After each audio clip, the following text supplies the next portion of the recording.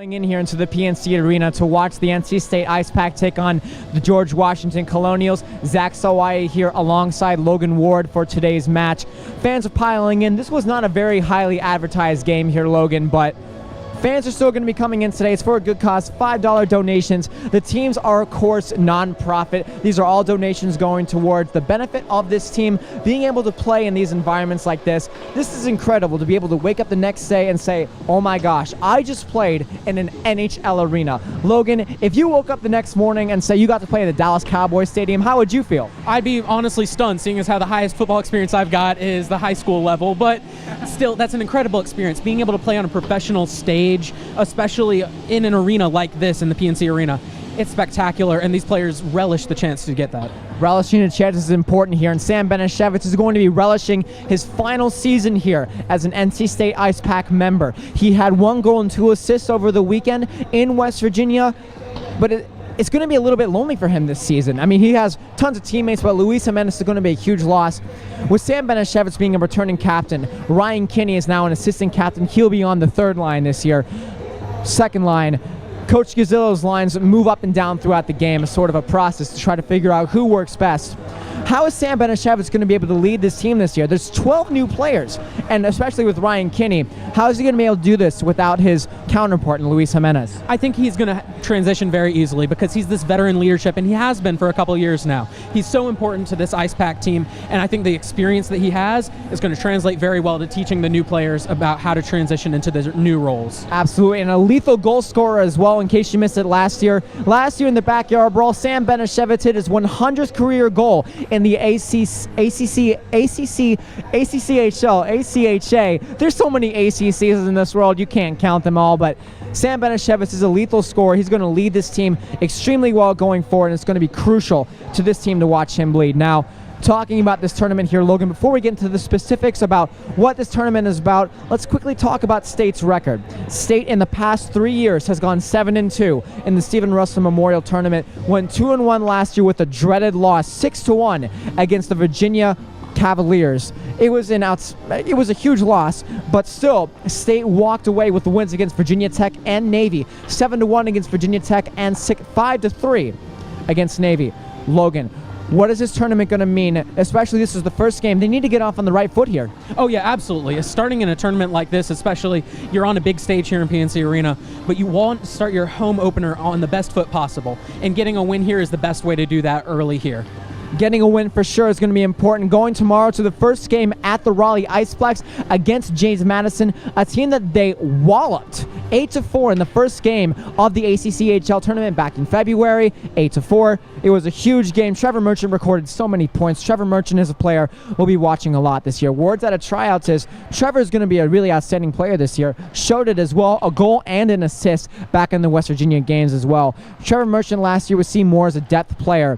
So, Logan, sort of speak on the fact that how can players sort of develop their roles over time, going from last year, especially to this season? I think it's really important. You got to have development over time of these players. And it's so good that you can have players like Benishevitz who can really transition these players over time, because he's been here for 5 years. So being able to take these depth players and have them become key contributors as time goes on, it's key to having a proper team like this. Especially, and something we're going to be talking about a lot during this tournament here is what this tournament is all about. Stephen Russell played on the NC State Ice Pack team eons ago. Dating back to 2009, this tournament has been one of the greatest tournaments to spread local college hockey here in North Carolina. It was sad what happened, but this tournament is such for a great cause. Almost all the proceeds are going to that fund. And the thing is, this is all in remembrance of him. How important is that to have somebody like Stephen Russell be able to sort of really be a memoriam to the NC State hockey and to the ACCHL? It's so important, and having something that can just bring all of the hockey community around here together so that they can play and donate the proceeds to that. It's very important. It adds to the culture of the hockey around here and the memory of him. Stephen Russell as well played for the Ice Pack as a goalie eons ago. His number is retired, number 20, and it was a long time ago, but we're excited to bring it back here. State plays every year in remembrance of him. They never want to let that go. It's going to be an exciting tournament for sure here, Logan. I believe what just happened was Georgetown just dominated UNC 5-2. St. Joe's beat Wake Forest 3-2 earlier. This tournament's gearing up. These are teams that are really stepping forward. UNC Charlotte, of course, beating out Wake Forest last year in the ACCHL tournament after Wake Forest dominated State. This is going to be a wild tournament. Expecting upsets here, Logan? Always. You got to always expect those upsets. You know, that's why we play the games, but you got to be expecting something to happen here tonight. So if you're doing fantasy for college hockey, be warned. It's going to be some pretty interesting stuff here. We'll be back in a little bit to talk about Logan's 3 keys right here on PackTV.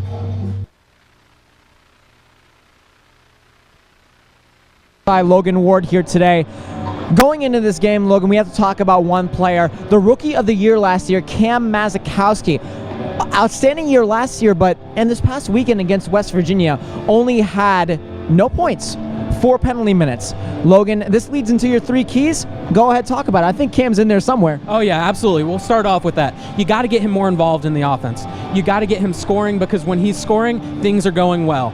Rookie of the Year last year, you got to get him more involved in this offense. Secondly, you got to reduce the penalty time that we've had so far. 33 minutes for our first 2 games. You got to reduce that. It's really important to get that number down here tonight.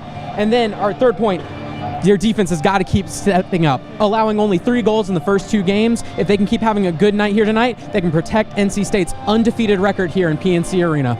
Defense was an issue last year as well, giving up close to 4 or 5 goals a game on a regular basis here, Logan. But one thing you touched on was special teams. Penalty killing was a huge issue last year. They were in the box almost the entire game, the Ice Pack. So it's going to be huge to see what they can do if they can limit the amount of penalties. But as well, the power play was successful on the weekend as well, getting 4 power play goals over the weekend. Alice Rushford chipped in on that as well. Alice Rushford, we talked about him a lot last year. One of the silkiest skating defensemen on this team. Registered a goal and 3 assists on the weekend as well. This was a stat weekend for a lot of guys here, Logan. So how important is it to get all 6 guys on defense working? It's essentially the same defense core, except for Devin Halko, who'll be stepping in on the 3rd line of defense. It's awesome to see them do so well this season, especially after letting up so many goals last season. And going back to your point about development that we made earlier, they've developed, and it's great to see them doing so well out there. Just having a defense that you can trust and count on, it makes a goalie's life so much more easier, and it's great to see them doing so well in the early stage of this season. Now, goaltending is an issue we have to talk about as well. Joey Hall did get the start a while back. He will be getting the start tonight. Jess Hart scratched. Ian Hutchison will be the backup tonight. What does it mean for Joey Hall? It is his final season here, Logan. This is a way to cap off his career. If he can finish off a great season here, and that'll be starting tonight, he can have a great season here. It'll really be the capstone to his career here. You know, a final season, you want to show your best, and I think that he's ready to do that this season. There's the horn. This is going to be a rockin' tournament here. We're going to take a quick break, find out what's going on back there. We'll be right back here on PackTV. I'm not going to lie to you, Logan. I was kind of getting lost in the music right there. What an amazing night here tonight as the NC State Ice Pack open up their season against the George Washington Colonials. Zach Sawai here alongside Logan Ward. There's a lot to talk about. And in a sense, I think we talked about most of it. Absolutely. But let's go ahead and let's take a quick analysis of some of the lineups for tonight as well. So this first line here tonight for the NC State Ice Pack consists of Laith Jadala, Nikita, and Istratov, and Sam Benishevitz. Of course, we talked about that a bit earlier. It's going to be a tantalizing line.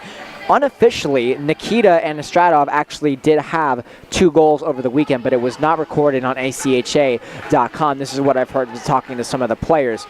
Laith Jadala is a guy that did have an outstanding weekend as well. Pulling up his stat sheet here, I believe he had an outstanding weekend. He did have a goal and 2 assists in that weekend here. No penalty minutes, and he did have a power play assist. A lot of power play points on the weekend. In total, there were 10 power play points in the weekend, including goals and assists. A great weekend leading into that. The second line here, you got Robinson, Riley Johnson, and Ryan Kinney, guys that are going to be exceptionally well. This is a scoring line. The first 2 lines are scoring lines, and even heading into the third one, Trevor Merchant and Parker Cesarek are centered by Tyler Alfonzetti, a player that did absolutely outstanding last year as well. And as well, Tyler Alfonzetti did actually get ACC Scholar of the Year. amazing feat as well. Club hockey players, one thing that we always talk about, but one thing we can't talk about enough, is simply the fact that these guys are running this hockey team. Running the websites, running the advertising, everything like that. And the only thing they're not really doing is the broadcasting, which I don't know who runs that, Logan. I mean, I'm pretty curious myself to find out who does that.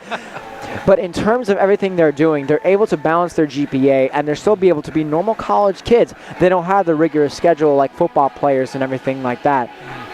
So what does it mean to be a student athlete? Do you put sports first or do you put school first? I think it's definitely a mix. You know, some of these players, sports is the most important thing to them in their lives, but that's definitely one of the best parts of having a club team. They manage all the aspects, and I think that that gives them some particular insights per se on just how to manage the rest of their lives. And like you said, they don't have the rigorous schedule of the football team, but they're definitely still working out here every day to make sure that they're getting better and ready for the next game. Sam Benishevitz as well was talking to me. So the reason why he's doing a 5th year here is because, first off, he was eligible. Yes. But one thing he did tell me was the fact that because he switched majors to public relations in hopes of working in promotions and public relations with sports teams in the future, he was granted a 5th year. And when he found out, because he switched from agriculture, what he told me was he was so excited because he found out he could play another year of NC State hockey. And why not? The team has not done well without him. They just haven't. And you can date this back even to last year in the road trip with UNC Charlotte and Clemson. They were 0-2, and because Sam Benishevitz was out with the flu. Sam Benishevitz is a pivotal member of this team. But going forward, what's the Ice Pack's identity going to be after Benishevitz? I think they're definitely going to have a strong identity going forward, and the fact that he can return for a 5th year, though, is key in developing these players. But like he said, with the 2 young players, in Peter Cesarek and Riley Johnson, they're going to have their key duo going forward, and I really look forward to seeing what they can do in the future. Another thing as well, in tryouts, Alex Vedetta was originally supposed to try out for defense, but he got slotted as a forward, which is pretty interesting. Didn't lace up in many games last season.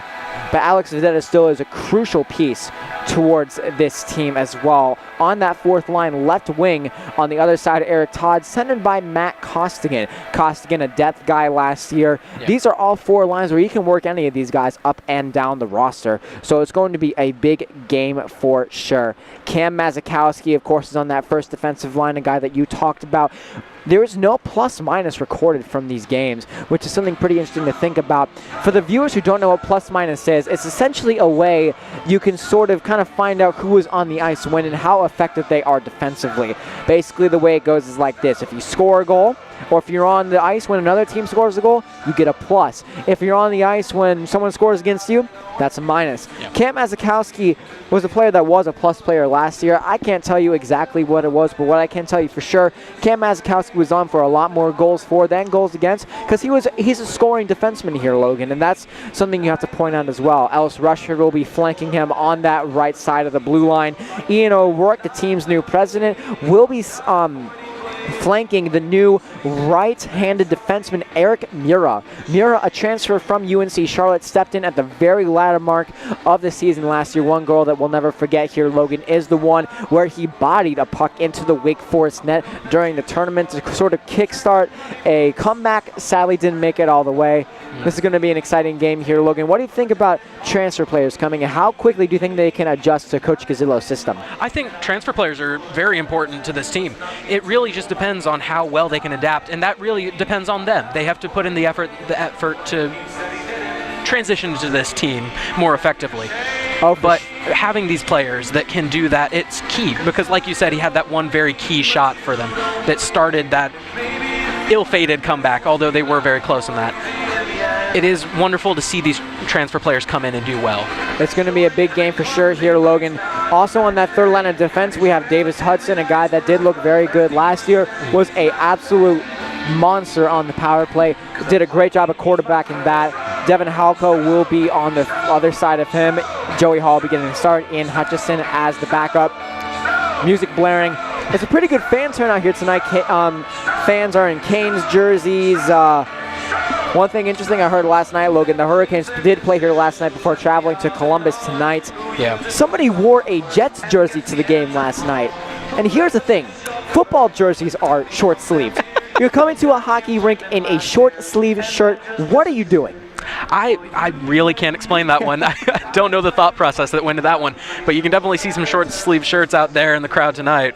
I'm wearing a jacket. I feel for those people severely. Several of the famous Ice Pack members are here in attendance tonight. You have the famous group of Ice Pack fans. Sam Banashevitz's mom has been a cornerstone fan for this team for the longest time, and it's something we have to talk about. Big shout out to her. She's been traveling with the team, doing so much for the guys in red and white for the longest time. It's going to be a great game for sure. Wade Minter is back on the PA calls for this season as well for most of the home games. Not all of them, because he is the PA voice of the Carolina Hurricanes. Yes. It's a massive feat for him as well. About 8 minutes and 40 seconds left until puck drop here, Logan. Looking at this ice right now, it's a clean sheet of ice. It's a clean season. 2-0. The Ice Pack already have 6 points in the ACCHL standings, something that doesn't happen that often. No. You're going into this season, the Ice Pack are slated to be one of the better teams this year, Logan. I think we talked about this a little bit before the broadcast. Expect. Yeah, definitely. Despite the 9 that are leaving, you've got a lot of, like you said, the fresh team coming in. So seeing these players coming in, it's a fresh slate, but still, you hope to see more of the same and the continued success from this Ice Pack team. 8 minutes until puck drop. We're going to take a quick break right here on PackTV. We're going to take the chance here to kind of regroup and see what's going on. Puck drop soon against the George Washington Colonials right here on PackTV. Coach Tim Healy and goaltending coach Alex Rossetto. A notable absence this year, Logan, is Coach Jeff Wing, who decided to move on with his professional career. It's a sad loss for sure, but it's going to be an interesting season as Tim Healy takes on an increased role with the team. Zach Sawai here alongside Logan Ward for tonight's broadcast. Coach Jeff Wing was the assistant coach and the defensive coach for last year. What role does a coach have with the team, and how detrimental is it when a coach leaves? Oh, a coach is key to any team, especially these assistant coaches who can specialize and really help these players improve their skills. The loss of him definitely hurts, but having so many returning assistant coaches and definitely having a head coach return, doesn't matter what team you are, having your coaches back, it's definitely going to help your team. It's going to be a big game for sure. And some of the other lighter moments around the league as well. Ian O'Rourke and Alice Rutschard actually were in the promotional video for the Carolina Hurricanes. It's a video they're going to show before every single game, sort of to hype the fans up. It's an amazing opportunity to show how hockey here is able to do wonders around this league. Oh, yeah. But talking about head coach Mike Gazzillo and his tenure here, this team really wants to get back to that amazing record they had a couple seasons ago before they got injury riddled in the 2016-2017 season. In 2015-2016, that was a dominant team, Logan, and they won close to 20 games. Oh, yeah. This team this year has the same amount of firepower that team had. But go on there, Logan. No, it's definitely, you hate to see injuries happen. Doesn't matter what the situation is, but you've got to find a way to rebound from them, and I think that this team is definitely going to be that return to form to the dominance that we saw a couple years ago. So seeing all this, you have hope for the future with this team, and I think that it's going to be on display here early tonight. Awaiting puck drop here at the PNC Arena, of course. Looks like it's going to be a ceremonial puck drop here today after the teams are introduced. One of the coordinators for the Carolina Hurricanes youth and amateur hockey, Emil Hartman, is in the penalty box right there. Yeah. Unless I can't see faces that well, I may be wrong. Also in the box as well as Commissioner Wally of the ACCHL, of course. Great to see him down there as well. Increasing the marketing efforts for college hockey, of course, started the Twitter channel as well. Exactly. This is how we do it. This is how Commissioner Mike Wally wants to start off this season, with a great opener here in an NHL arena. We have so many Ice Pack fans here today alongside of Coach, of course, Wade Minter in the penalty box getting ready to read off the names of these players. About 35 cents here before the players are introduced here. Logan, I don't have much more to say before the game begins here. Fans are excited. There are alcoholic beverages being served here tonight, Logan. So that drew out a lot of 21-plus fans for sure. Absolutely. Tailgating was before the game as well. Ice Pack Game Day, one of our really helpful members of the Ice Pack community who tweets stats and game play-by-play events as they go, is in the audience tonight. We see them right across the way. They're extremely helpful. And the teams are about to take the ice here, and let's await the announcements. Looks like we're going to have George Washington out here first. Notable displeasure from the fans as well here.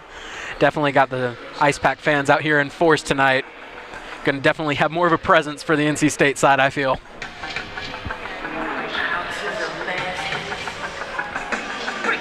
Good evening, ladies and gentlemen. Welcome to PNC Arena for the Stephen George Washington University is coached by John Moynihan, who has led his team this year to a 1-1-0-0 record, and assistant coach David Barada is also alongside him. And here come the Pack. Here they are. That's got to give you chills here, Logan. There's Sam Benishevitz, like you were talking about being a leader, giving all his boys a chance to be, this is good luck. Oh, absolutely. No, and having that leadership, you can definitely see it's right on display here.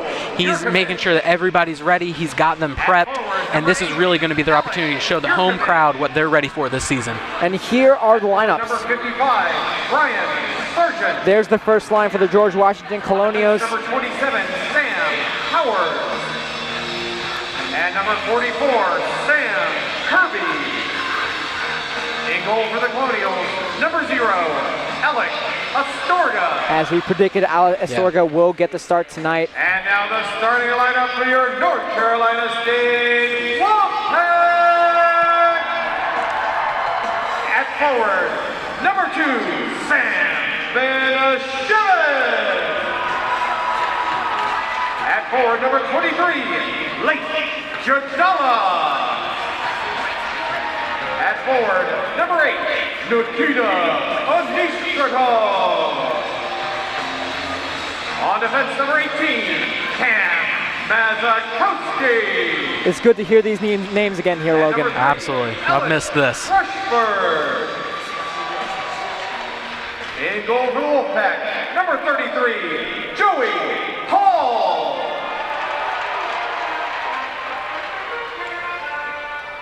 And now, ladies and gentlemen, before the start of the game, we'd like to take a moment to recognize some special players.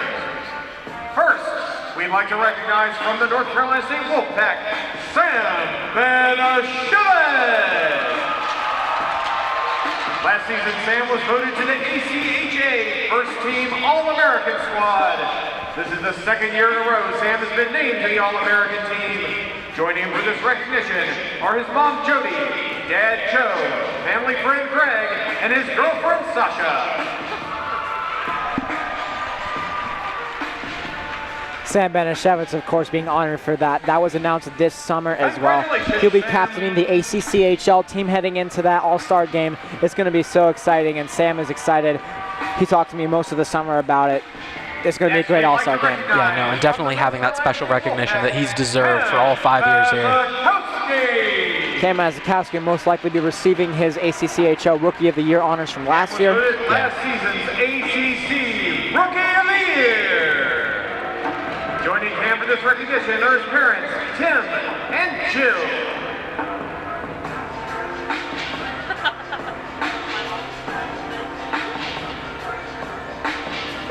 Well, at least Cam knows how to play hockey. I'm not sure how he knows to take a photo, but No, definitely got to get everything sorted out down there on the red carpet. Definitely confusing. Looks like we got a few of the Benishevitz family in that photo as well. Absolutely.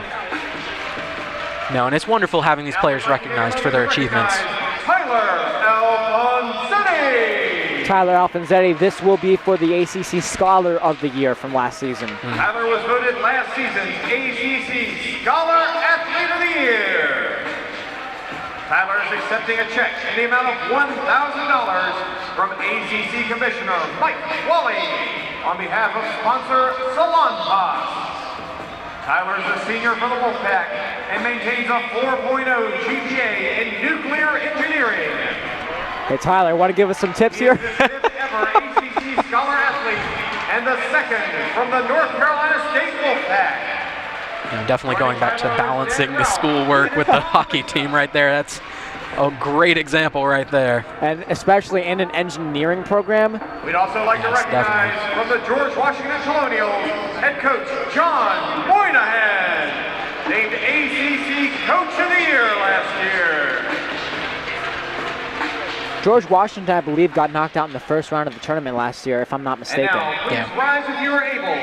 Turn to face the flag, remove your caps, and join us in the playing of the Canadian National Anthem, followed by the Star Spangled Banner. We're going to take a quick break right here for the national anthems. We'll be right back here on PackTV.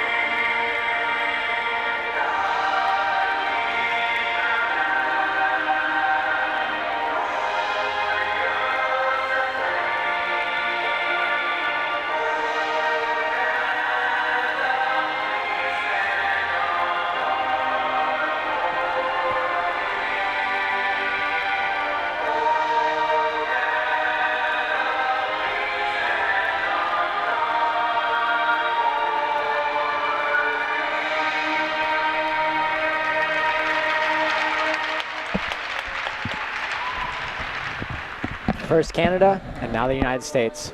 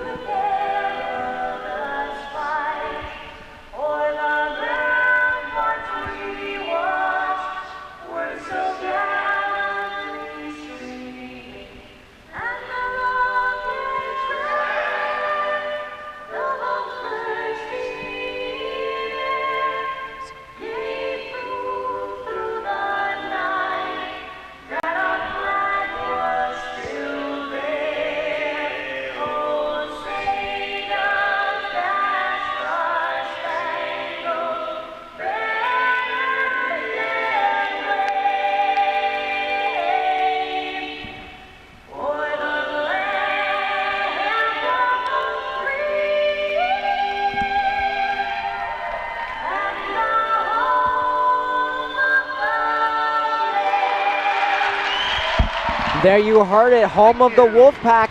Welcome here to the PNC Arena. If you're just tuning in, Zach Sawai here alongside Logan Ward for this puck drop. For a ceremonial face-off. And this is going to be a ceremonial puck drop between the two captains of these teams. For the Ice Pack, you have Sam Benishevitz. Ceremonial face-off. We have Stephen Russell's godmother, Tracy Hennessy. Sam Benishevitz and Will Yurkovich for the ceremonial puck drop. Teammate of Stephen Russell, Ross Witcher.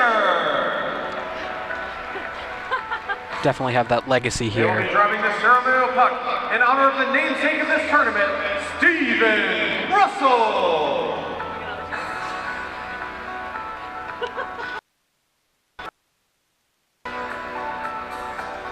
No, and you see the legacy lasting here as he's remembered all these years later. Absolutely.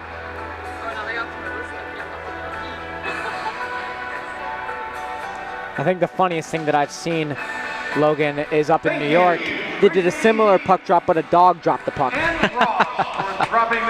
Definitely very cute to see puppies drop it sometimes. Maybe we'll get a wolf to drop a puck once in a while. You know, we don't know here. Yeah, get Tuffy out there. And now, Wolfpack Nation, it's time to welcome your Ice Pack! Here we go, the moment we've all been waiting for. As we were talking about that first line, Leif Jodala, Sam Benishevitz, and Nikita Anastratov with Cam Mazikowski and Ellis Rusher, Joey Hall in the cage. Lineup for the George Washington Colonials, Alec Yurkovich centering Will Yurkovich and Brian Sargent on defense with Sam Powers, Samuel Kirby, and in goal tonight, Alec Astorga, who let in 5 goals on 30 shots in the one game that George Washington did lose. A little bit of an interesting decision as Corey Nadel had a much better game, but we're going to see as the game unfolds here, Logan. Definitely. No, and you know, you got to have faith in your goalies, so this could be a chance for him to redeem himself, and hopefully get back on track this season. And the ref is about to drop the puck. Sit back and relax. Get whatever beverage you enjoy drinking while you're relaxing. And welcome to the Ice Pack's home opener against the George Washington Colonials. Zach Salwai here alongside Logan Ward for tonight's tilt at the PNC Arena as the puck is flittered through the corner. Rushing up the ice, there is Alec Jurkovic, one of the Jurkovic brothers, with a pass over to Will Jurkovic and a shot. No problem there for Joey Hall. Thrown to the front of the net, into the corner, nobody there to pick it up as the puck flitters back. Ellis Rushford, the smooth skater, now chips it forward. Ellis Rushford, the nutrition major, definitely is helping out the team in terms of staying fit. Joey Hall looked good on that first possession down there. Hopefully we can see that continue throughout this game. A little bit of a mustard and custard battle in the corner right there. Great win from the Ice Pack. A little bit of a good possession there by Cam Masikowski. Banashevitz trying to finish his check right there alongside the boards. A little bit of a slip right there. There's Ryan Kinney with the puck. Definitely aggressive play out of the gate for both teams right here. Going after the puck. Now carrying it forward is Justin Storer. Now carried forward, there's Ryan Kinney alongside the boards to Ian O'Rourke. O'Rourke around the boards, flitters it up. Caught in by Wright. Wright with a quick slap shot, nothing there. Eric Muir will now handle it alongside the boards. Chipped up just over the blue line into the neutral zone. Here comes the breakout. There's Johnson. That was Robinson. My apologies, with a shot just high. That's Johnson, number 11. O'Rourke. O'Rourke at the point. Little bit of a mishandle just wide. Puck now controlled by George Washington, cleared back out. Eric Mura will now contain it for the Ice Pack. No, and both teams doing a great job here. It's definitely been a back and forth battle so far. You got both teams going very aggressively after the puck, and both teams having limited success so far as the defenses have done a great job repelling any effort that we've seen here. A little bit of back and forth, as you said, going on right here. Logan as O'Rourke makes a quick pass up. Bad pass there by Johnson, but it was deemed offside. With 17:54 left here to go. Not too many shots have been taken. There was a little bit of a high shot taken by Robinson down in the other end. But one thing that did surprise me is Coach Kazillo did give us the lineup beforehand. Nikita and Estradov was centering that line, sending to Leif Jadala. But in the end, I think lines don't matter that much. It's just the combination of the guys playing together. As that face-off is won by the Ice Pack. I think I just invented a new word there, Logan. All right. And as the puck goes through the neutral zone, a little bit of a hack and whack right there, as George Washington will try to coddle it. George Washington will win the battle behind the boards. And going back to what you were saying about these different lines here, you hope that all these players have enough chemistry so they can all work together. So saying that change in the lines hopefully won't impact too much. Now carrying it through is the new number 25, Parker Cesarek, a guy that we talked about alongside the boards. The Colonials do take control. Up alongside the boards to number 19, Diego Ribolar. Ribolar will lose it, and there's Halko. Halko springs forward, a man in Cesarek. Cesarek now will try to break free of the chains. Cesarek will now go behind the net, try to go for a tip shot in front, just wide. Now into the boards, Cesarek will try to win the corner battle, and he does come out with the win, but the Colonials will take control, rushing back to the other end now. There come the Colonials. Tip to the front, just wide. That was Rice with the quick shot just forward. Went right between his legs right there. Really a good opportunity, but a miss there by the Colonials as we have a collision right there. And there's a call in the middle. That might be interference on Tyler Alfanzetti. He did look a little bit shaken up. No, he'll be heading off. Will the Ice Pack be getting their first power play of the night? And I think the answer is yes. Definitely important, these power plays right here. You've got to take advantage of what you're given, as we see Kirby led off right there. Heading off is Samuel Kirby, as you said. Samuel Kirby is a sophomore now, coming out of the Philadelphia Junior Flyers EHL Elite Team. 5'6", 165 pounds. Good mobile defenseman, very silky, more of an offensive pinching kind of guy. You want to have those. Definitely. The Ice Pack have scored 4 power play goals this season. Let's see what happens. Masikowski at the top. Masikowski with a little bit of a pass to the front with the tip, just one. What a save by Astorga. Unbelievable job in front by Banashevitz to get to the front of the net. Now at the point, there's Mazakowski to the front of the net, and Stratov just wide. There's Banashevitz now handling onto it in the corner. Mazakowski, ACC Rookie of the Year. Banashevitz now to the corner, to the front of the net. There's Jadala. Jadala now working it around with Anastratov. Banashevitz just misses the rebound right there. No hope for the Ice Pack just yet. Mazakowski now sending over to Banashevitz. Banashevitz to the front. Little bit of a chip play with Jadala behind the net. No luck for the Pack as the puck is cleared. No, and definitely good to see all this communication out there. Definitely, they've got everybody involved so far, and that's good to see. Almost everybody getting a touch here. Fresh bodies on the ice. Banashevitz will now try to carry it in. Good job defensively by Adam Mishishi. Now at the point is Rushford. A little bit interesting to see what the power play units are for Coach Gazillo. They're not as scattered as they were last year. Puck sent flying back out as Ellis Rushford now get it to handle back. A little bit of a lighter side as well. Most of the summer, Ellis Rushford was coaching some of the kids in the area with Shane Willis. Most of the kids thought he was Jeff Skinner.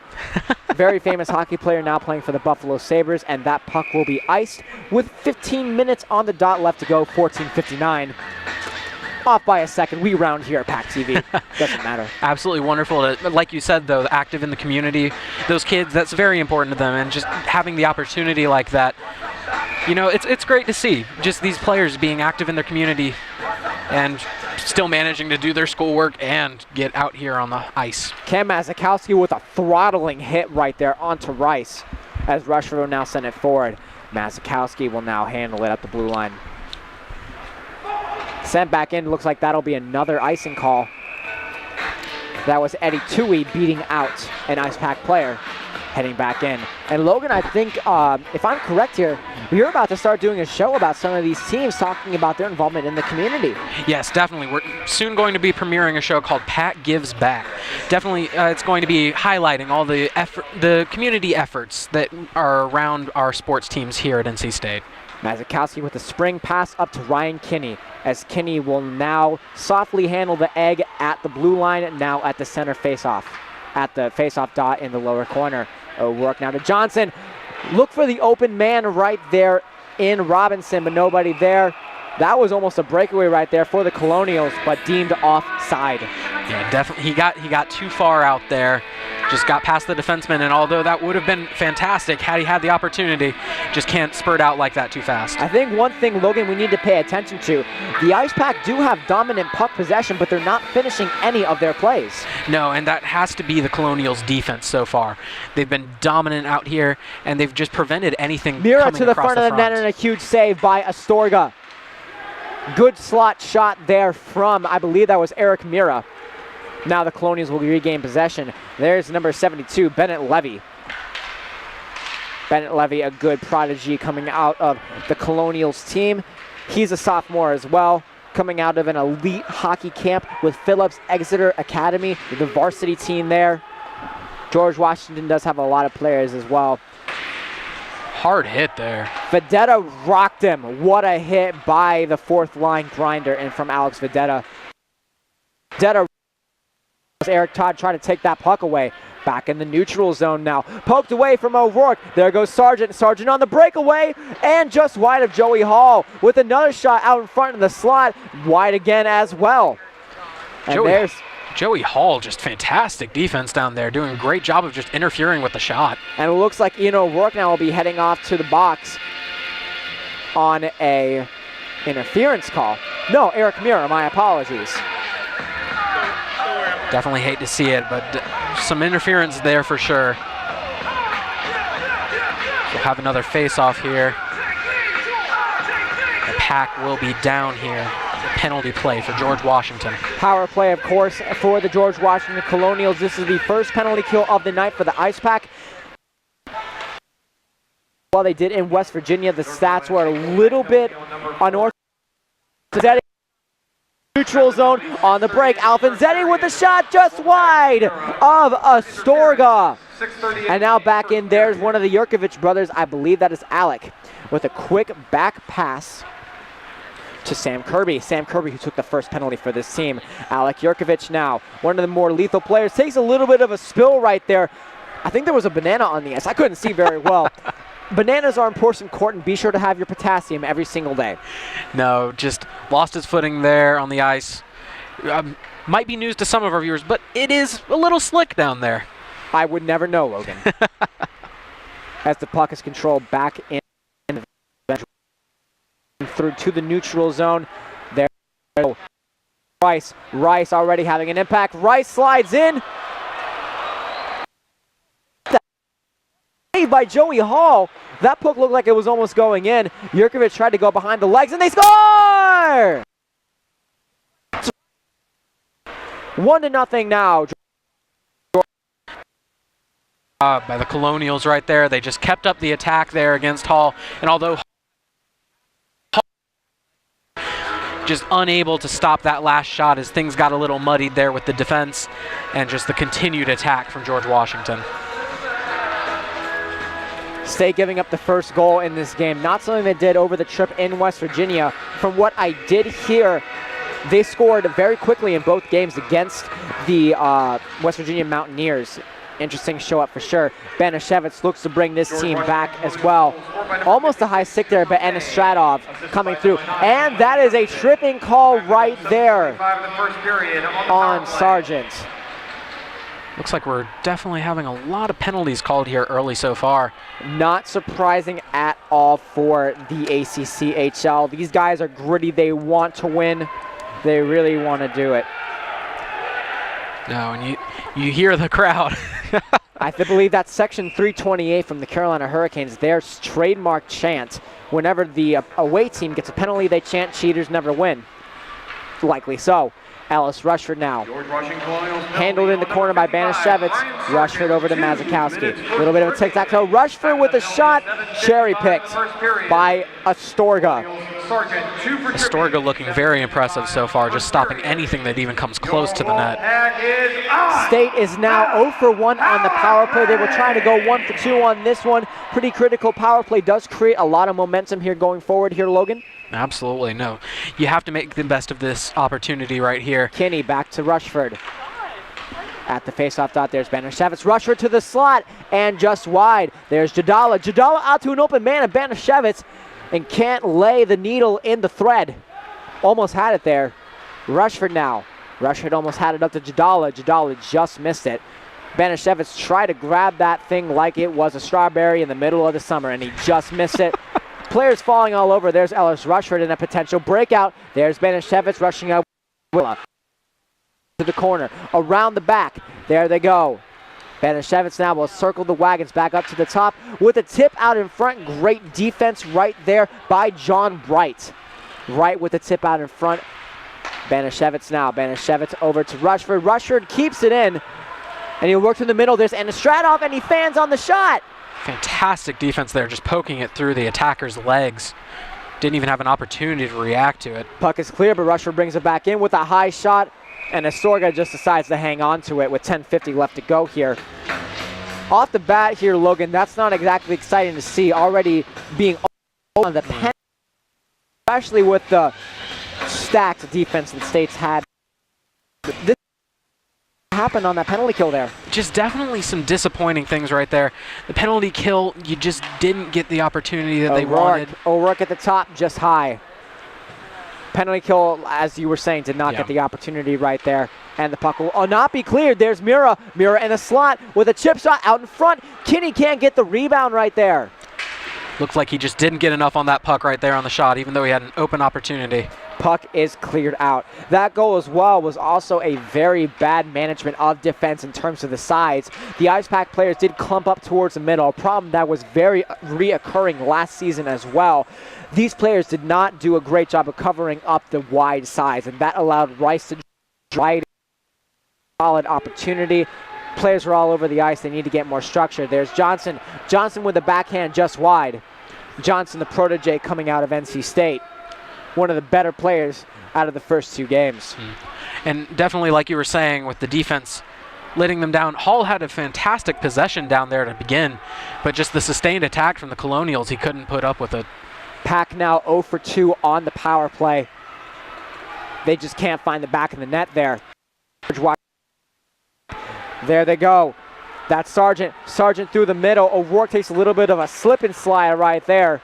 Several players slipping that general area so far. There goes Robinson. Robinson through the neutral zone.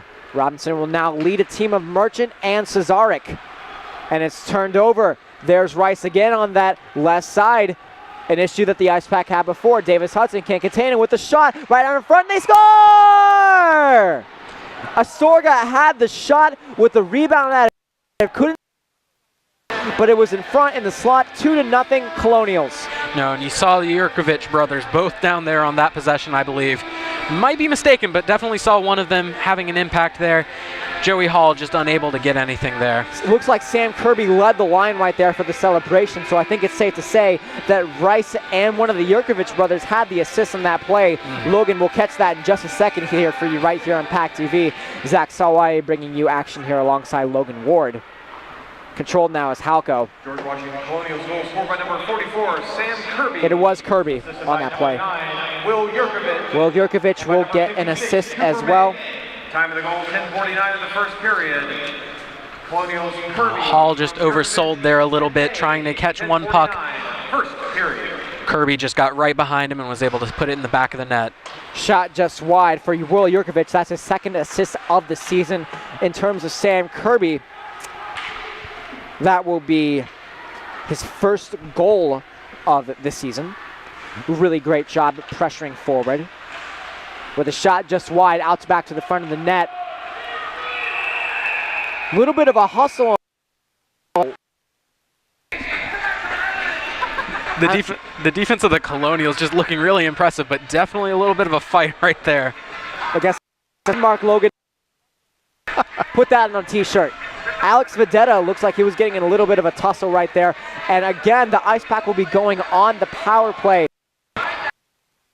That is, looks like it will be number 3, which is John Wright. Already, this will be his second minor of the year for the Colonials. They have to make something happen right here. They've already had one failure of an opportunity right here. They've got to make good on this one right now. Awaiting the face-off, Coach Gazillo and Coach Tim Healy are trying to talk about what they have to do. Talking with Nikita and Estrada. Logan, looking at these are not your typical junior hockey players or whatever you call it. It looks like a right there.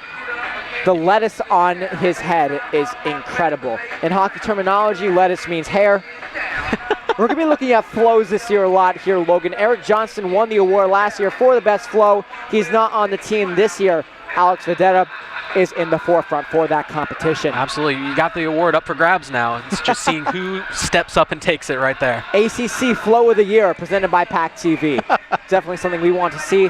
Alfonzetti will be centering Trevor Merchant and Davis Hudson. On the back line, Devin Halko now setting up a quick box formation with a shot just into the corner.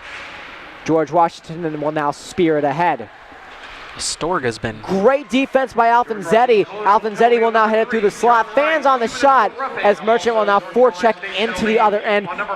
Thrown onto the boards right there by Storer.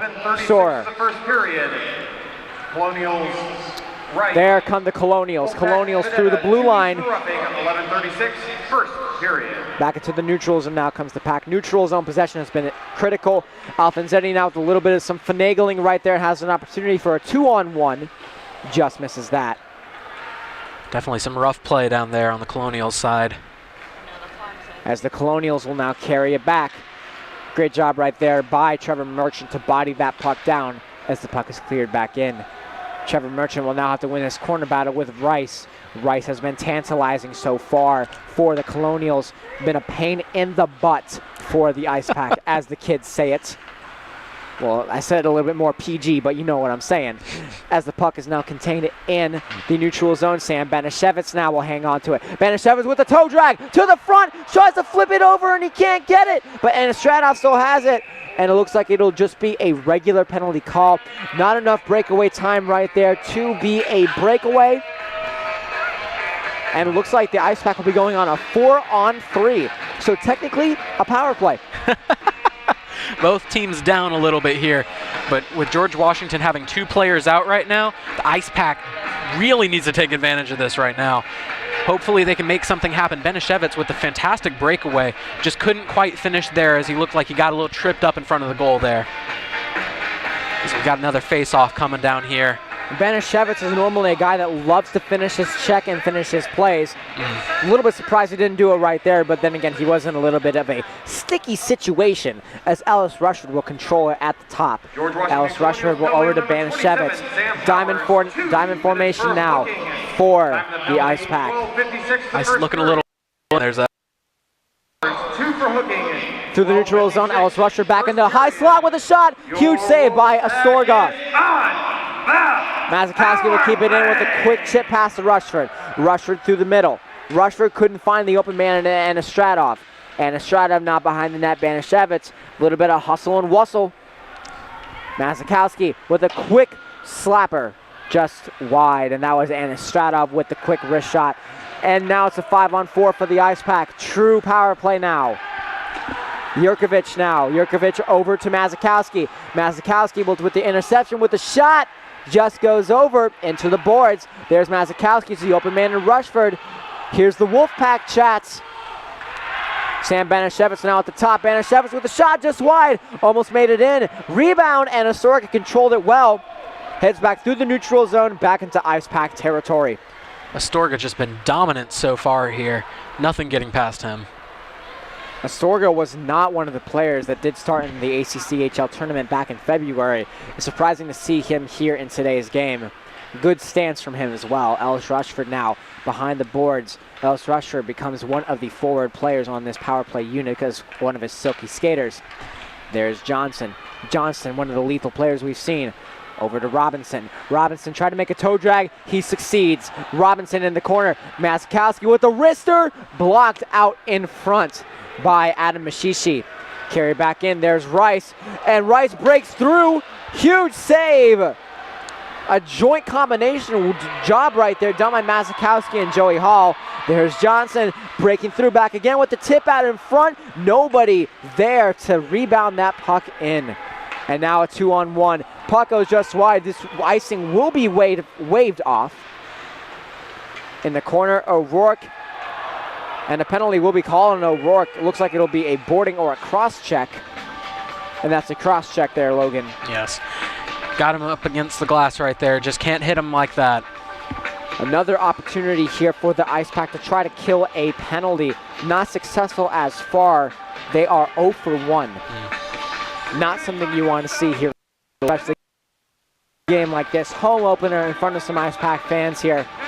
But definitely the crowd will be bigger tomorrow against the James Madison Dukes. A game in which James Madison will want to take back for after how obliterated they were back in February. Vengeance, one of the key Colonials in the corner. Sports. Try to work it through the legs of Mura, couldn't hang on to it. Now at the top of the blue line, just skitters wide. Eric Todd now will try to pressure the man. Couldn't do it. The puck couldn't be fanned in. Now skating for them. There is Freman. Taken away. There's Cesarek. Cesarek with speed. Can he do it? Can't break three. Almost had a move right there and couldn't just get in the zone. This Colonials defense has been very impressive so far, just repelling any attack or effort that the Ice Pack put in. Sam Powers with the cross-ice pass to Storer. Cesarek now tried to intercept it. He could, and there goes Sargent. Sargent will now gently handle the puck as the Ice Pack show up in the offensive end. There's Sargent. Rice now bodied by Mura with a shot just wide of Joey Hall, who has not been looking sharp tonight. There's On with a shot out in front. Oh, what a goal! Sargent with a tic-tac-toe, 3 X's in a row. 3-0 George Washington. Sargent just with a spectacular shot to just sink it right in the back of the net. Hall could do nothing to prevent that one, really. Defense letting Sargent just kind of skate a little free there, although the fantastic pass led directly to that goal. Slot front presence by George Washington is why they scored that goal. Coach Gazzillo is not a fan of goaltender changes, so we will not see Ian Hutchison come in just yet for Joey Hall, but it's something that may need to be looked at here, Logan. Definitely. You always have to be considering the changes that you can make to make this team a little bit better and have a better chance at winning this game. And our offense has definitely been struggling a little bit here so far. So you might as well defend if you can't get the attack. The Ice Pack couldn't contain that well. They are now 0 for 2 on the penalty kill. They're running into the same issues as they did last year. Coach Wing, his absence is present in this game as well. West Virginia had a good team, but George Washington is stepping up to the competition. Out in front, Robinson couldn't get the shot.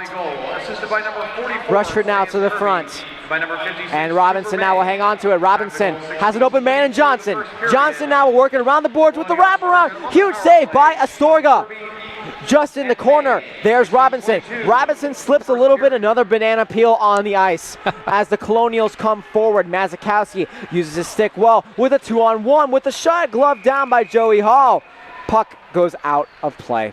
Looks like Mazikowski got a little too distracted with trying to body a George Washington Colonial there. Almost lit up a shot, although it sailed a little high on him there. In situations like that, Logan, it's a little bit hard to tell where you want to go on the ice.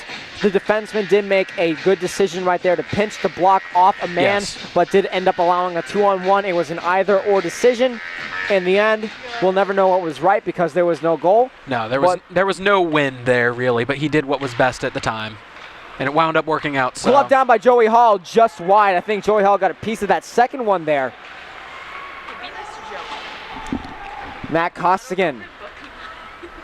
Costigan now. There's Rice in the corner. Rice, good pressure in the slot from George Washington. Mazikowski with an interesting way now of trying to get the puck away. Going back to the roots in soccer, going for the slide tackle.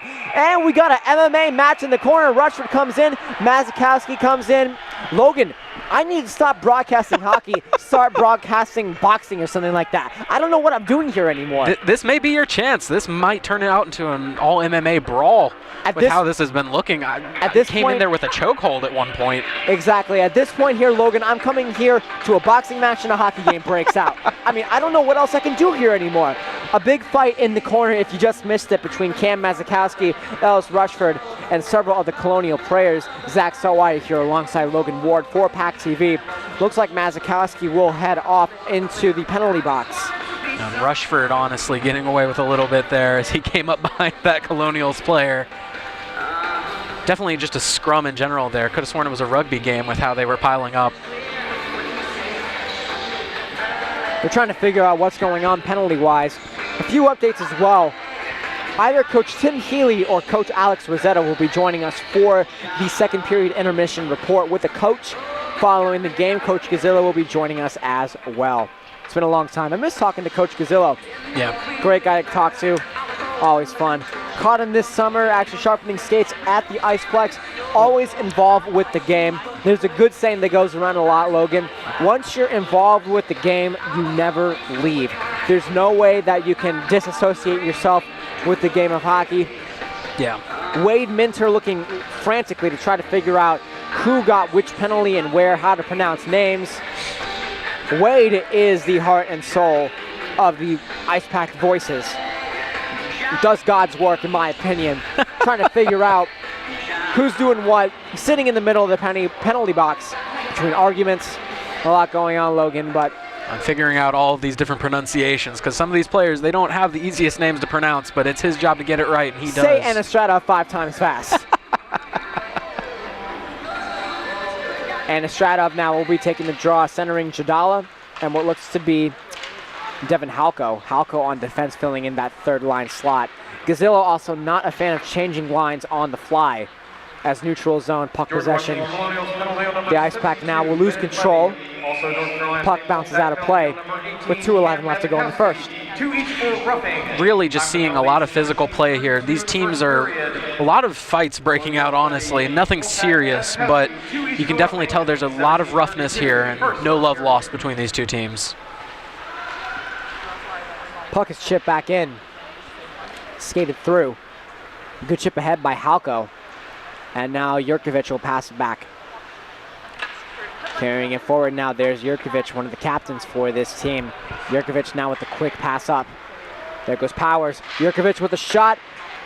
Chips the boards just wide. Got a little high there off the glass. Now cleared in. settles it back down. The Ice Pack now with 4 guys on the ice. 4-on-4 action we have here. Leith Jadala will come forward with Devin Halko. Leith Jadala now in the corner. Jadala now circling the boards. Taking the new wagons for a test run. Back out in front. The ref getting in a little bit of the action right there. Might want to get out of it. He won't be recorded for any stats, of course. Jadala, bank shot almost went in. Astorga almost lost that one. From the low corner on the right. Great save by Astorga. And he's been doing that all night long so far. Just anything that's really come at him, he's deflected or has gone a little too wide right or too far left. Rebound control, I think, is Yes. the term we're both looking for here. Astorga has had a little bit of an interesting rebound control, and so has Joey Hall. In retrospect, I'm sure both goalies would like to have some plays back. Although Astorga hasn't given up any goals, he's definitely given up opportunities. Mura will now keep it back in. There's Johnson. Johnson now into the corner.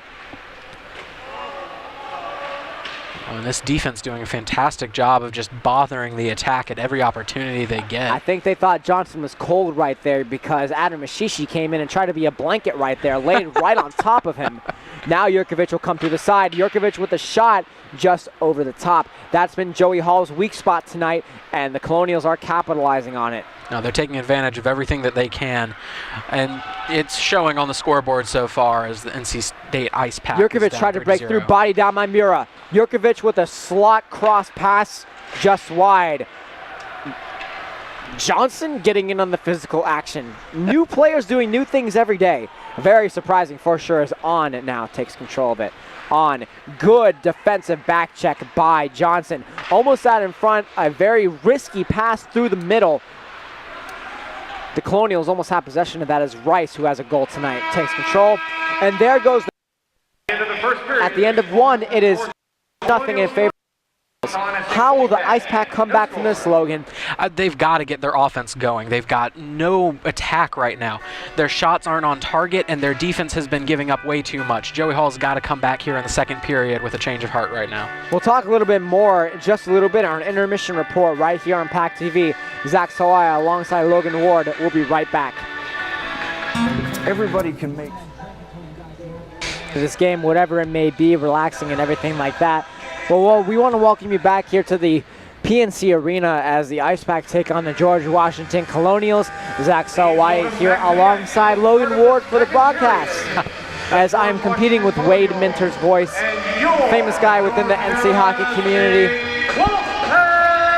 I mean, there's not much more to say here, Logan. We talked about a lot during the intermission, but for the fans that did miss the intermission report, what are some tips and tricks you have for the Ice Pack for this period? The Ice Pack's really just got to figure their stuff out. They've got to find out how to stop this attack from the Colonials and just less muddied ice on the defensive end.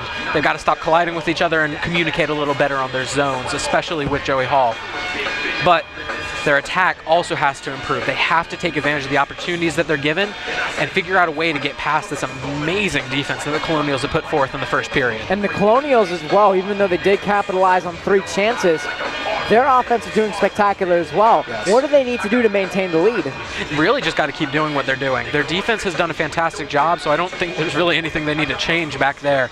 But their offense just needs to keep up the attack and stay aggressive for their lead to continue going forward. So just continuing the status quo, I think, would definitely be their goal for the second period here as we keep going. Second period now, this game is going to be all about forecheck. Not 1 second of this game is going to be defined by just a little bit of backyard playing, as we like to call it. This is going to be a strategic game. Players have now switched sides. Alec Astorga will be keeping the net towards the right side of the fans. Joey Hall on the left side. Ian Hutchison back on the bench for the Ice Pack as the backup. You got to definitely hope that Hall can just rebound from that first period and definitely stop any more shots from going in this period. No line changes currently for the Ice Pack as they keep Anastradov centering Sam Benishevitz and Leith Jadala as the play begins. Anastradov now through the slot. Will he do it? And he cannot, as it goes just wide. Benishevitz to the front of the net to Anastradov. They're going faster than I can talk. Moving forward, Jadala just misses an opportunity to pick it up. Much stronger offense already we've seen from the Ice Pack already. There's Jadala now, centering it forward. Now there's Jurkovic. Jurkovic over.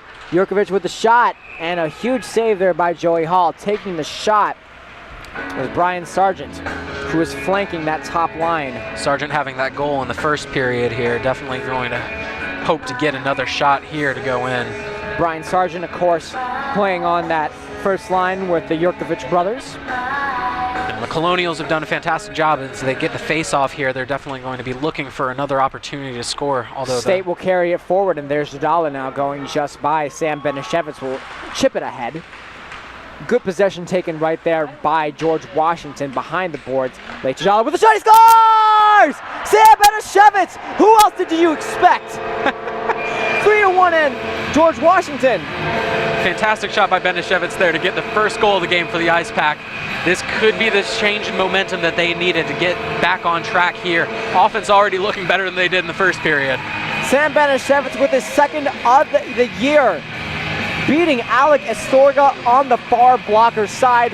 What a shot. We're going to find out who got the assists on that, but definitely Anastratov was involved with that play, and I would not be surprised if Jadala was involved in that one as well. That one just really being a team effort down there.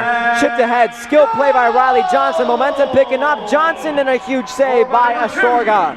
Sam Benishevitz! And the crowd goes nuts. Unbelievable goal by Benishevitz. Nikita Anistratov. Anistratov is the correct pronunciation. 46 seconds into the second period. Wolfpack Benishevitz from Anistratov. 46 seconds. That will be Anistratov. Names baffle me to this day. I will learn eventually. But one of the best things, that is his first classified point of the year. That will go down on the ACHA website as the first point, so mark it down. Nikita Anistratov, first assist as an Ice Pack member. Hopefully more to come from him. Riley Johnson just wide, as Eric Mura will not be able to keep it in the zone. Mura will now rush it back. Mura will now hang on to it. In the offensive end, there's Ryan Kinney. Ryan Kinney to the boards.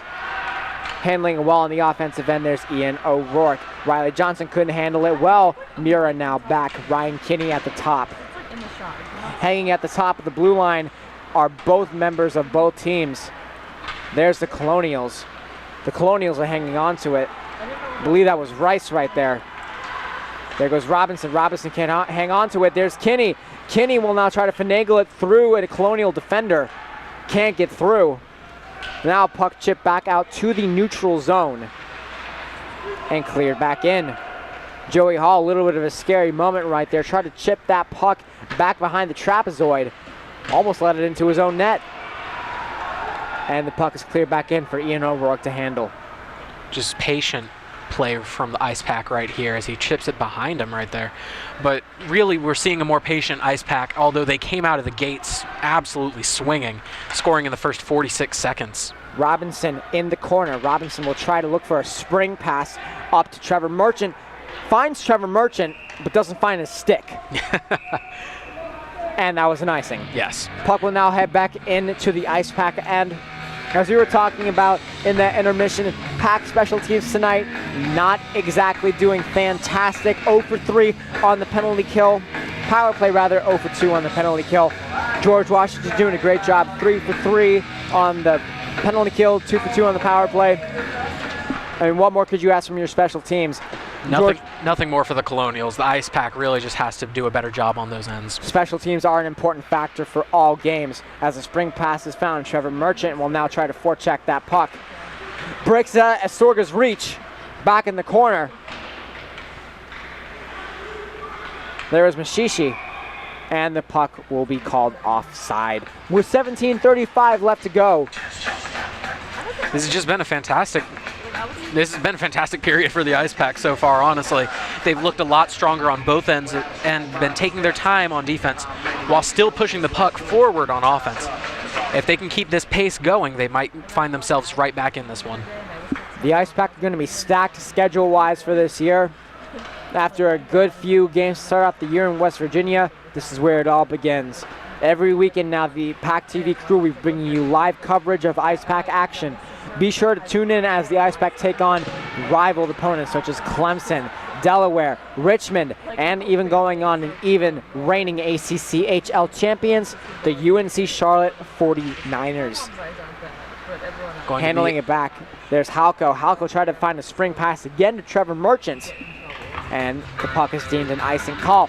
These passing plays need to be improved here, Logan. Yes, definitely. Too many icings so far. They definitely want to stay more aggressive, which they've managed to do in this second period here, excuse me.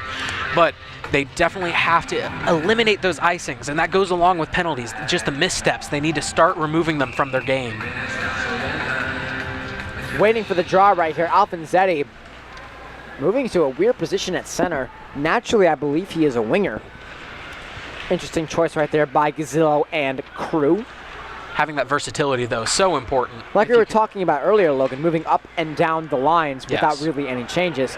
And there goes Cesarik. Cesarik, the star, just through the wickets right there of Astorga, back behind the trapezoid, and now the Colonials will hang on to it. There goes Powers. Powers will now chip it in. Fresh bodies now coming on for the Colonials. Like he did a pretty impressive job of chipping it forward with his skate. Pretty basic shift minutes tonight, and Colonials take it back. Colonials trying to find an open man out in front with the shot. Joey Hall will body it down. There's Davis Hudson. Davis Hudson now through the neutral zone, being pressured well right there by Justin Storer. Already looking a lot more impressive for the Ice Pack down there in that neutral zone. Hopefully that can continue through the second and third periods here. No penalty call right there. Alvanzetti will now do a quick chip ahead. And looks like a penalty will be called on the Ice Pack. The stick flew out of Justin Storer's hands right there. Didn't see who will take the penalty. Looks like it'll be Devin Halko, the first-year defenseman for the Ice Pack. And really, they have to work on eliminating those penalties, as was one of my keys to the game at the start. You have to start playing a little more carefully, per se. You can't have these costly penalties because, as we've seen so far in special teams, George Washington takes advantage of these power plays. Costigan waiting to take the draw. Puck drops. Colonials win it. Back to the point. There's Jurkovic. Jurkovic with the shot. No problem for Joey Hall. Rice kind of slid right there. Looks like right in front of the net. Looks like he had a little bit of an interaction with the defense there. Little howdy doodle, as the kids call it. One might say. Some impressive defense from the Ice Pack so far. They've got to hope that this continues as we're about 5 minutes. Closer to 4 minutes. Strong defensive play going on right there for the Ice Pack. Kirby with the shot through traffic. Hall makes a quick save. Halko, and I did see what happened. Halko ended up throwing the stick out of Justin Storer's hands in the Ice Pack corner. Just a needless penalty right there. Unfortunate to say the least. Gazillo does coach a lot of very gritty players, players that want to win, want to get possession, want to get coverage. With 15:35 left to go here, Rushford will now chip it forward through the neutral zone, and it's cleared out. No fresh bodies yet, and Stratov, Banashevich, Cesarik, and Todd waiting to come on. That is a very interesting combination. 4 forwards coming on for the penalty kill. Moves through. What an opportunity. Almost a 2-on-0. Sargent almost had an incredible goal through the wickets of Ellis Rushford. But no luck for the Colonials as the puck is back in the George Washington end with 15 minutes left to go. Rushford doing a good job on the defensive end so far. Definitely been one of the more consistent factors of the second period for the Ice Pack. Eric Todd forechecking well as Rice will now carry it forward through the neutral zone in to the Ice Pack, and Mazakowski throws down Rice. Another hit, and again, it looks like hack, whack, wustle, tussle, a lot of sticks in the corner, mustard, custard, ham sandwich. Logan, I'm getting hungry as we speak right now. A lot of action going on in the corner.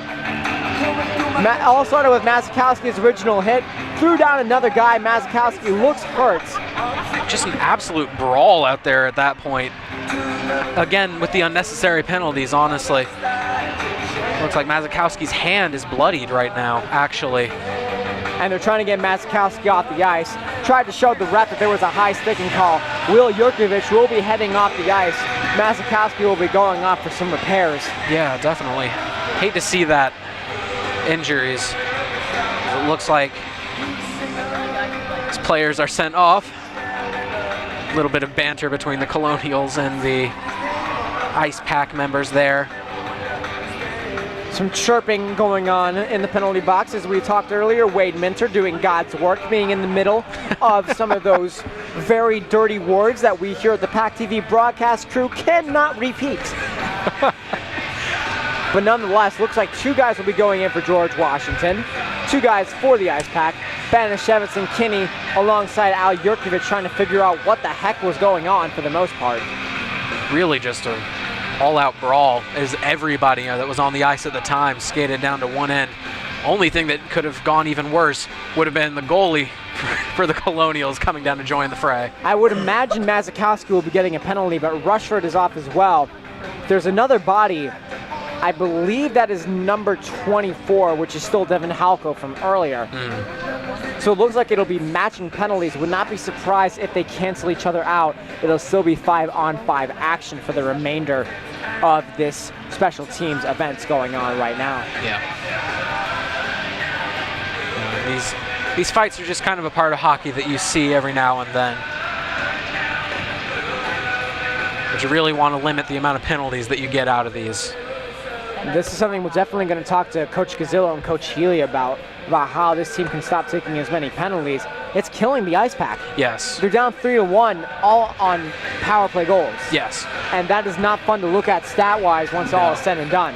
No, and as this power play will potentially continue as the refs talk about how to assess these penalties right here. Players talking to the refs to see exactly what's going on.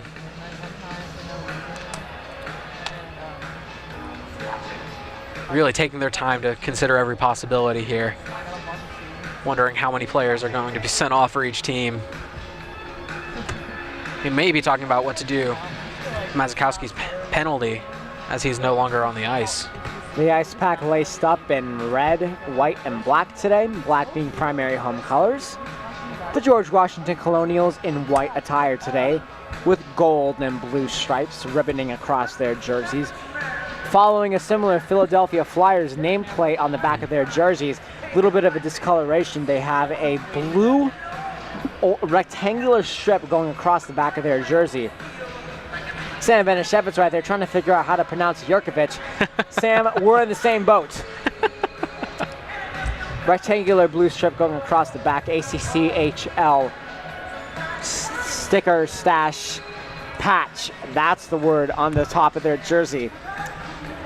Logan, I told you I was going to work on my dictionary. When we took that break, I didn't have enough time to write it all down. A lot flows to this mind. Absolutely. Well, you got to stay active, thinking about all these fights and all these names we have to pronounce. Banashevitz and Jurkovic and Kinney still awaiting word from the refs. An elongated pause right here with 14:42 left to go in the second period. It's going to be a long one night here for sure. Absolutely. It's going to continue to get longer with more time we spend on these penalties right here. Looks like the refs have finally come to a conclusion as they brief the players from both the Ice Pack and the Colonials here. Decent showing out by the Ice Pack fans, of course. Some fans up top watching from the concourse areas. Concessions are open. Fans enjoying their 21+ beverages. Popcorn. Anything else that you may be enjoying from a concession stand? Chicken tenders. Yeah. Fries. Have to consider those as well. Good, nutritious options. Only the best of nutrition here at the hockey matches. As you can see, we are running out of things to talk about very quickly here at the PackTV booth, but one thing we can talk about for sure is the Ice Pack schedule coming up. Tomorrow they face off against JMU. Yes. And evening tilt, and then the dreaded 7 a.m. start time against the Navy Shipmen. We'll both be there for that one. I think last year, Logan, it was in a boat where I was trying to say Navy Shipmen, but I forgot the P, and I said something else. Oh, no. So I apologize to the viewers who did watch that game. I'll be working on my plosives before that game for sure. No, the early morning tilt going to be just brutal on everybody involved, especially with a game the previous evening. I mean, the Ice Pack have been working on promotions as well, Logan, so one thing they could do, promotional coffee for all the parents who brave the 7 a.m. start time. Absolutely, absolutely. But how can these college players, who don't want to wake up until about noon anyway, No. how can they play a rigorous athletic sport like hockey? Ellis Rushford now going off, slams the door in his way. Looks like we have another George Washington player heading off. They're waiting for Ellis Rushford to head to the locker room, just so there's no extra fisticuffs, as I have heard. Heading off is Rice, who had a goal tonight. Notable departure there. Very much so. Rushford also being a key member of this defense for the Ice Pack. But both of them heavily involved in that scrum down there. We will be awaiting word from Coach Healy or whatever sources we may have here at the PackTV broadcast booth to figure out what is going on. Similar situations have happened last year with just all-out brawls, but it boils down again, Logan, to the unnecessary penalties taken by the Ice Pack. Absolutely, as we see Costigan head back into the penalty box there. The sin bin, as people call it. Another apt term for it. Now Astorga looks to be playing catch with Joey Hall. What a moment here. Joey Hall, of course, his most famous moment was writing "Go to Hell, Carolina" on his stick. Well, GTHC. I don't know if we're allowed to say the HE double hockey sticks on this broadcast. Well, we already have. All right, well, whoops.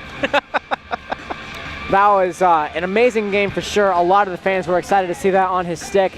Astorga and Hall shared a little bit of a light moment right there. Absolutely. Pass back and forth. End of the day, they're all competitors, and they're all just out here trying to win and play the best that they can. These two goalies, nothing but respect for the other, knowing that they have the puck flying at them at every opportunity. And they're all buddies as well. That's the most important thing. These Yes. are all good friends.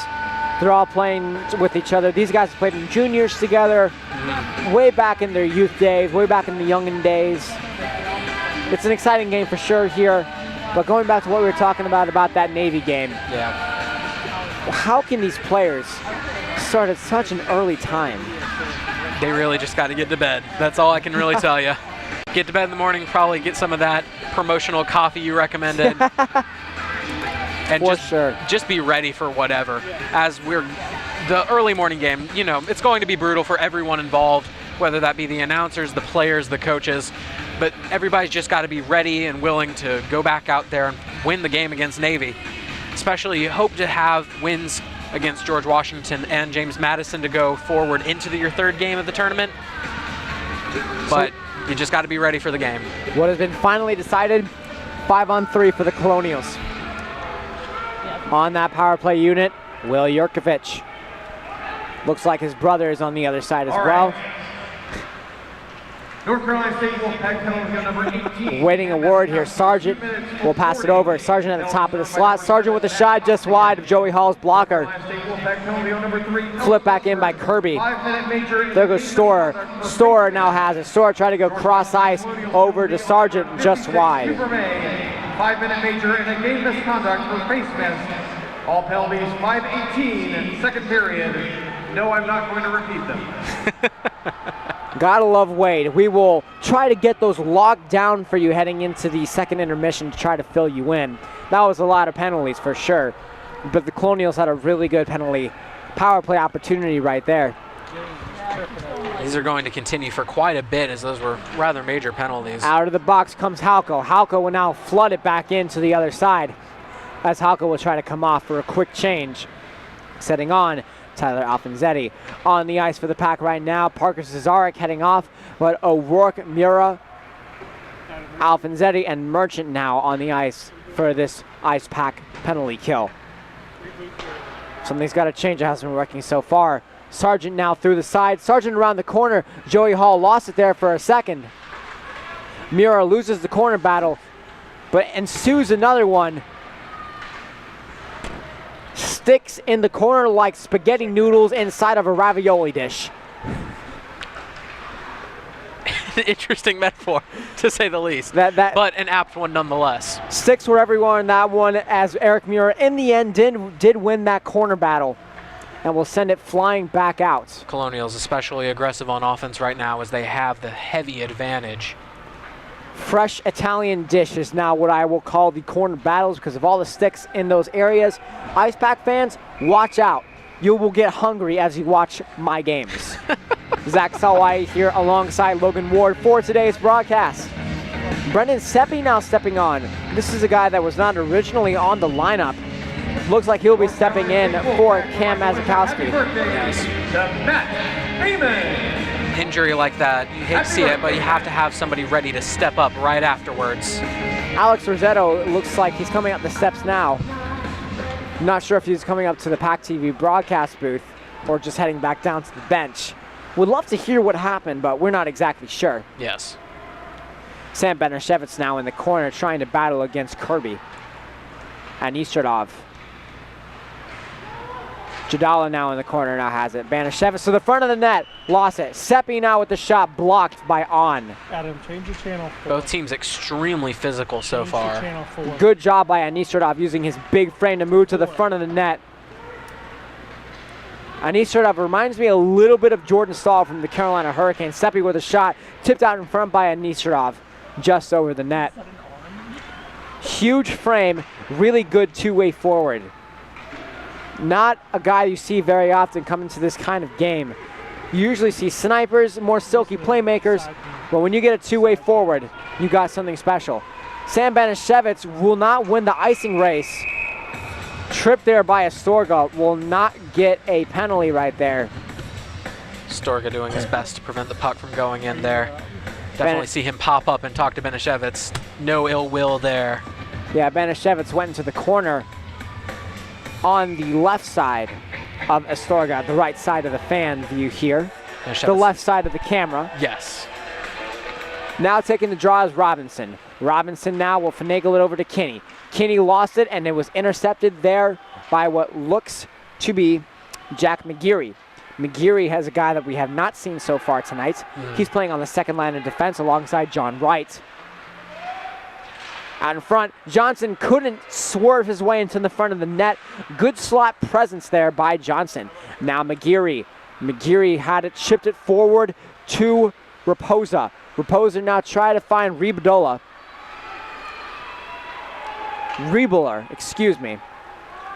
Ice Pack doing a I fantastic love that job. first name, Diego. Diego Ribola. That's going to be fun to pronounce for the rest of this game for sure.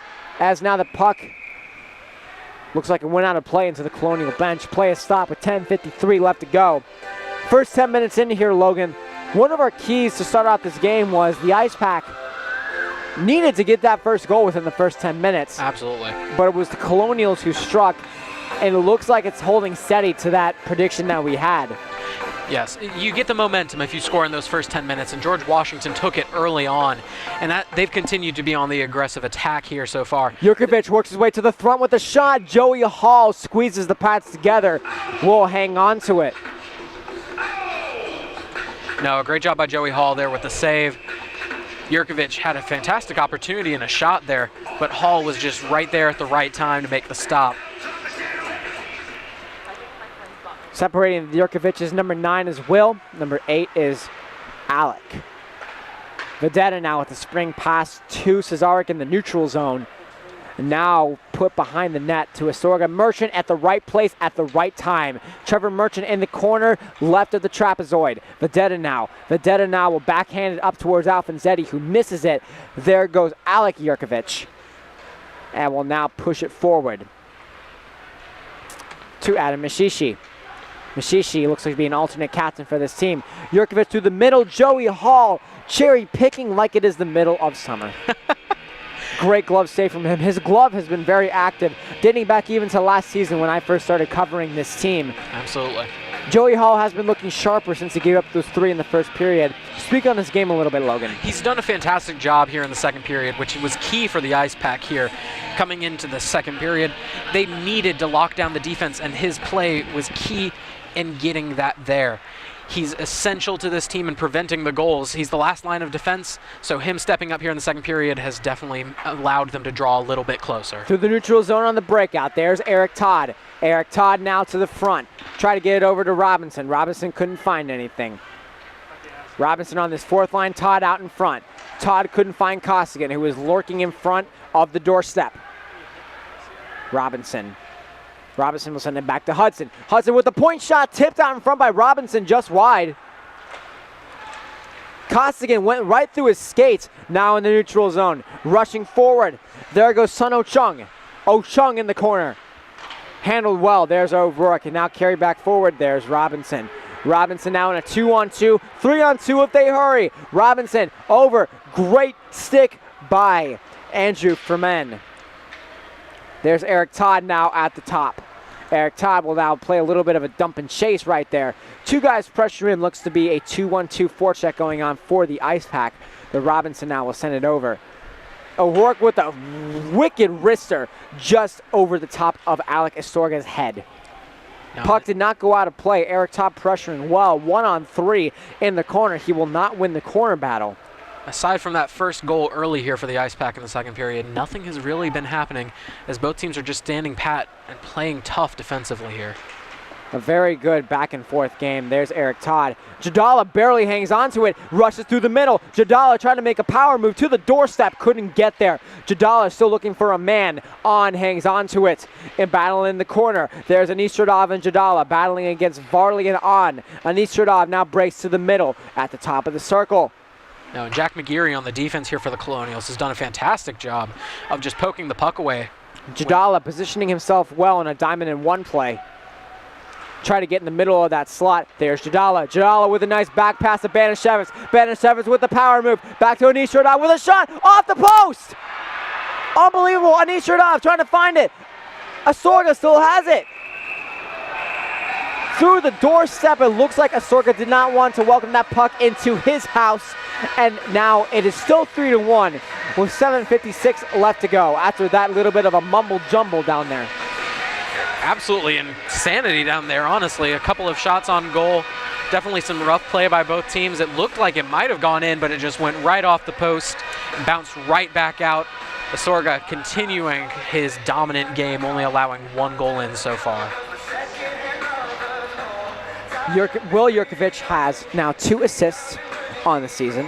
Alec Jurkovic, of course, leading the team in points with 5, a goal and 4 assists. Both are from Buffalo, New York. Very good to see that hockey is coming from up north. Of course, that is where most OHL players are drafted from. Absolutely. Several other Buffalo natives as well, Andrew Froman and Bennett Levy. Definitely see a lot of both rosters from up north, although you do have the Ice Pack has had a very strong presence. Andrew Fremen and the Jurkovic brothers both went to the same school back in their junior days before college. Puck will be iced. Some of the other guys from George Washington here. Mainly a lot of Northerners. New Jersey, Maryland, Maine even. John Wright is from Maine. Cooper May is from Yarmouth, Maine. Several other players from BC, Connecticut, Massachusetts. There's a lot of players from a lot of different places. Most of the NC State hockey players reign from the Triangle area, some a little bit out of that area, mostly within the Holly Springs, Raleigh, High Point, Morrisville area. Yes. So pretty much all central. But again, these guys have grown up with each other. Oh, yes. No, and that goes for both teams. A lot of these players have known each other for a long time, but especially on this Ice Pack team, they've encountered each other quite a bit through the years. There's Robinson. Robinson to the front, backhanded just wide. Johnson over the top. Johnson, a Raleigh native, local players really stepping up here for college hockey in North Carolina. Sorga just continuing his dominant streak here. Johnson cannot solve Astorga, and Johnson was going to be the solution here. Halka rips away the stick.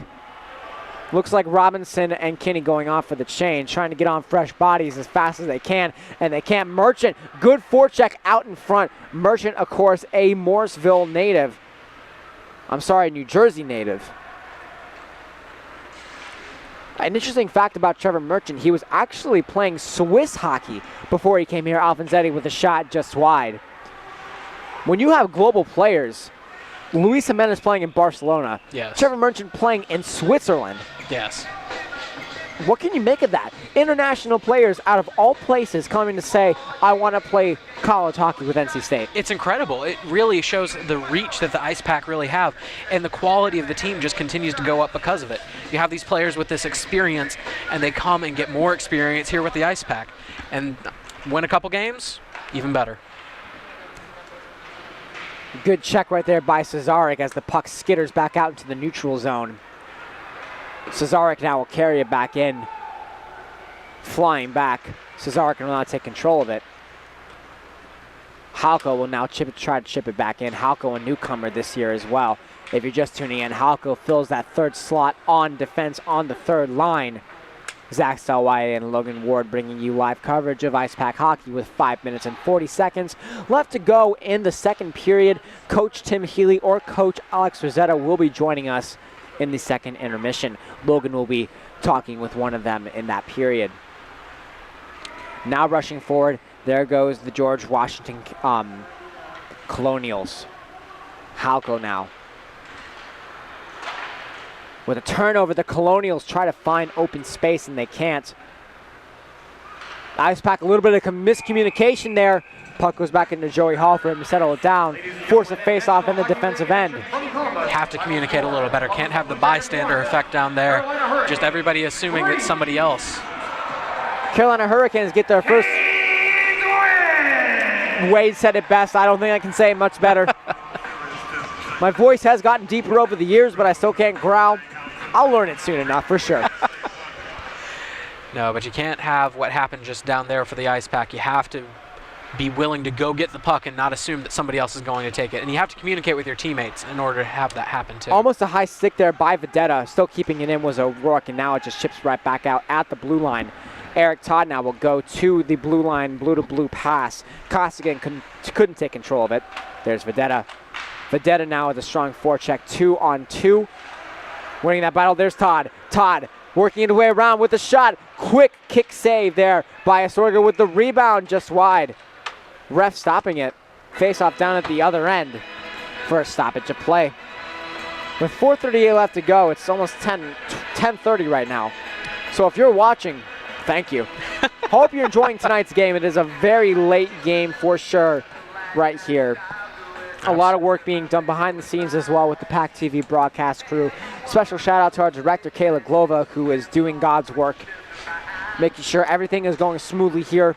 Alongside Brandon Boucher, called the game last year alongside myself in Wake Forest with a quick shot, kick save there by Astorga. On now hangs on to it. Enough through the can middle. be said about Astorga's goal play For tonight. sure. Jadala now. Banashevitz with a quick shot behind the net, circling the wagons. There's an Ishradov, and play is stopped. Net came off the moorings? It did. Looks like they're going to need to replace them. Get the net back in right there. With about 4 minutes left to go here in this second period. It's a shame to see as the Ice Pack was on the offensive and might have had an opportunity there. Killing momentum Yes. is a huge thing when you're stopping a play. You got to be extremely careful of when that happens. Banashevitz now will send it back to O'Rourke. O'Rourke to Banashevitz. Intercepted there. There goes Ferman. Ferman with a quick shot just wide of Joey Hall. Now in the corner. Working it around the boards. There's Kinney. And that will be cleared out with an icing.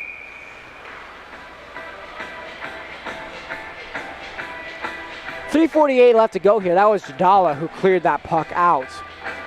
This third period is going to have to be massive here for the Ice Pack. Fans are slowly trickling out.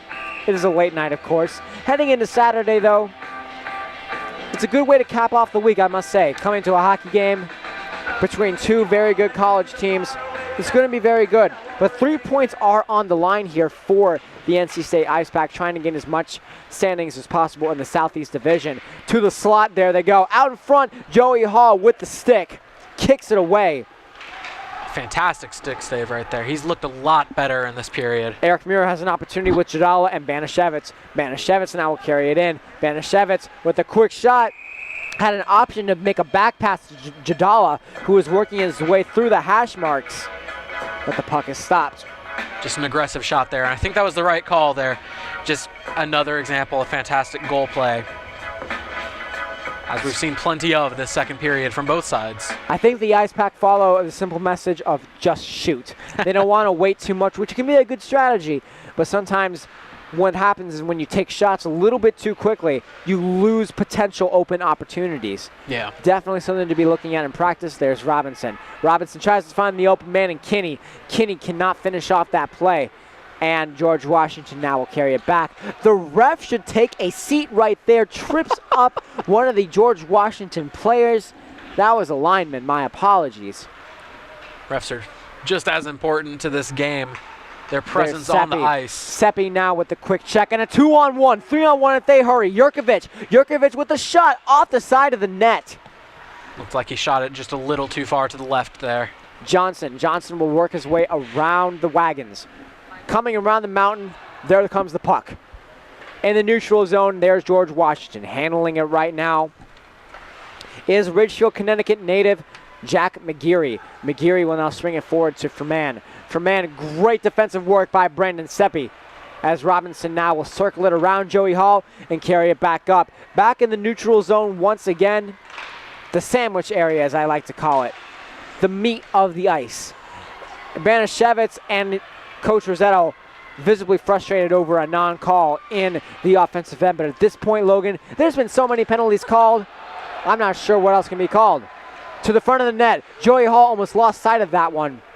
Dangerous play there, is almost ricocheted very poorly off of one of the defender's skates. High action going through as Davis Hudson tried to get the clear, couldn't do it.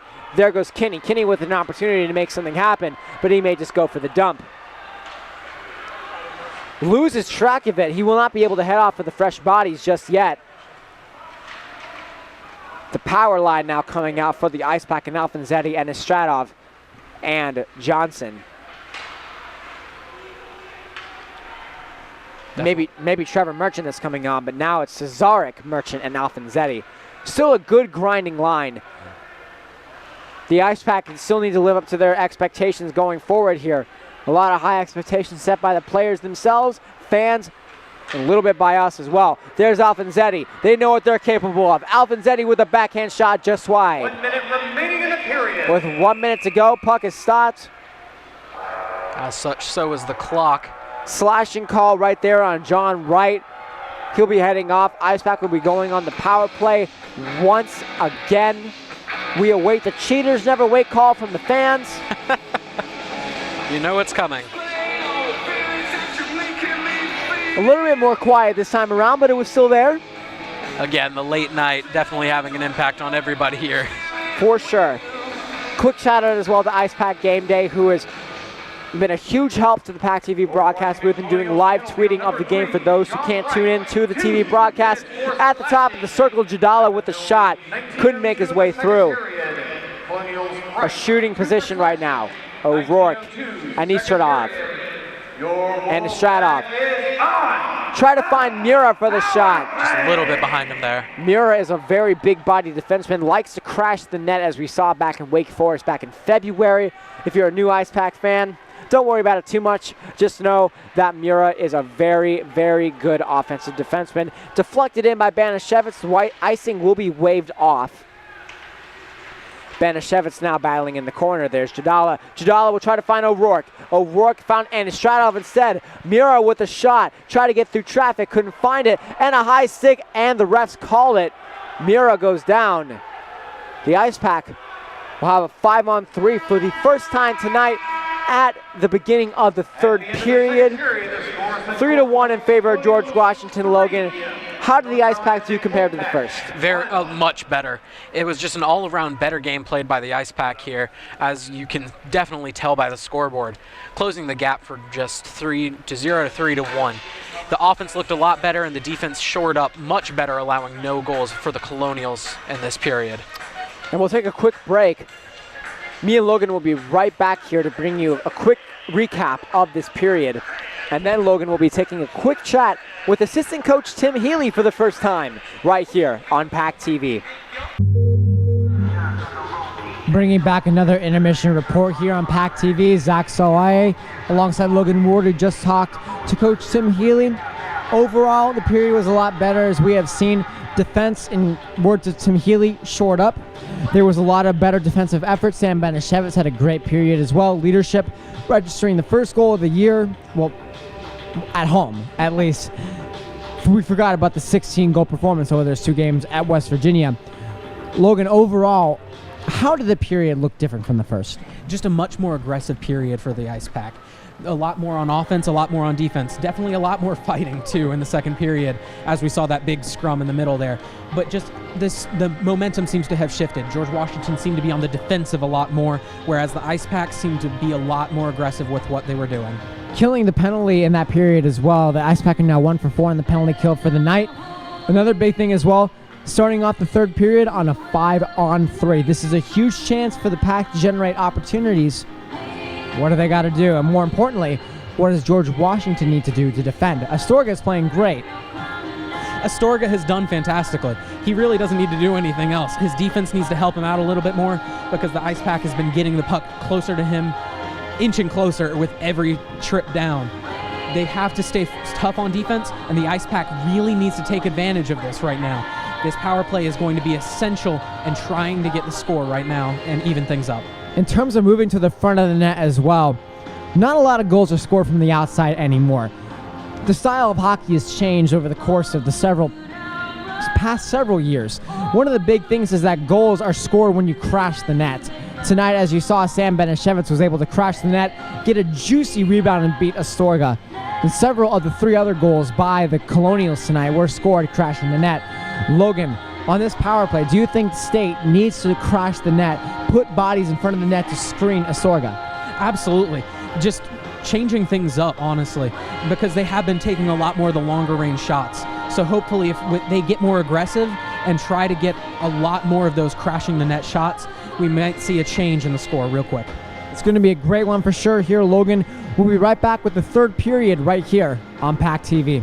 Zebras on skates are now back on the ice here as the refs begin the welcoming of the players back onto the frozen water here at the PNC Arena.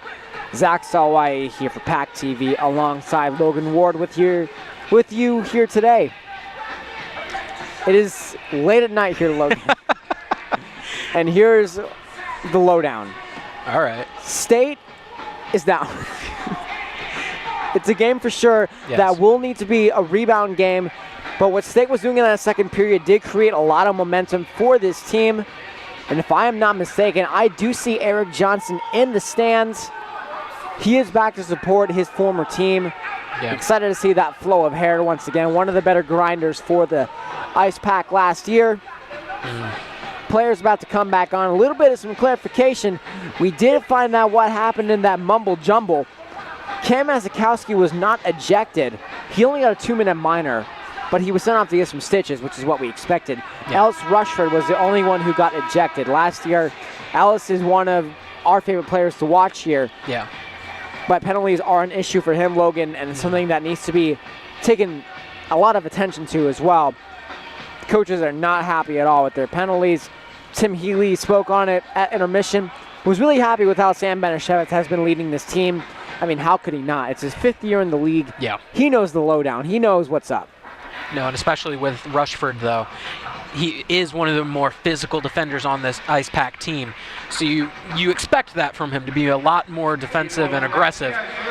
But he needs to manage to do it without committing those costly penalties. And your North Carolina State Wolfpack! Awaiting the booming voice of Wade Minter announcing the players coming back on the ice.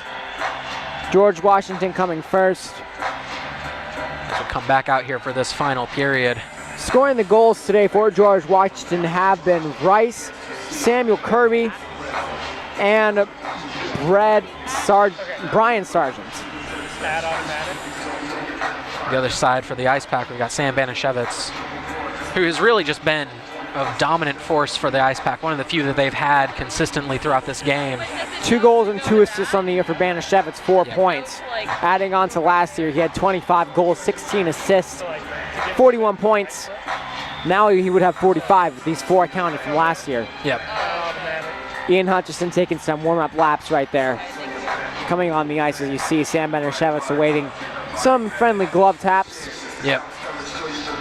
Looks like he missed somebody. Not entirely sure. Alice Rushford will be watching the remainder of the game, most likely from the bench, if I'm not mistaken, or from the stands, wherever it may be. Most certainly will not be on the ice, however. For sure. That was a little bit of a back-breaking moment to see Rushford leave the ice. He's one of the team's most lethal defensemen. Yes. But that's partially why you dress many forwards and skaters. And like we were talking about earlier, Logan, this is a roster where you can put players in virtually anywhere. Yes. So if you lose a defenseman, great. You got a forward who can play defense like an Alex Vedetta. Yes. No, and having that versatility, like I mentioned earlier in the broadcast, it's essential to your team because, like, say a situation comes up where Rushford does get ejected, you can easily move someone that you have a ton of confidence in right in, and there be little to no change in the quality of play as we begin the third period here, hoping to see some more. Anis fantastic Tratov hockey. against the draw with Jurkovic. Jadala now will hang on to it. Jadala now will send it back to Banishevitz at the beginning of a 5-on-3. Mira, Banishevitz at the hash marks. Mira, top of the slot. Banishevitz now looking for the wrister to the front. He scores! Nikita Anis Tratov! Fantastic score there. The passing was just perfectly on point. There was nothing that could be done there to prevent that. Just a straight out of the gate score here for the Ice Pack. I think we need to take a look back at what just happened there to Logan. Beautiful passing play from Eric Mira. Sam Banishevitz wide open ice, and I'm talking wide open through the slot. Banishevitz found Anis Tratov in Anis Tratov's first registered goal of the season. Yes, and it was just absolutely incredible. Not much that really could have been done there by any member of the defense.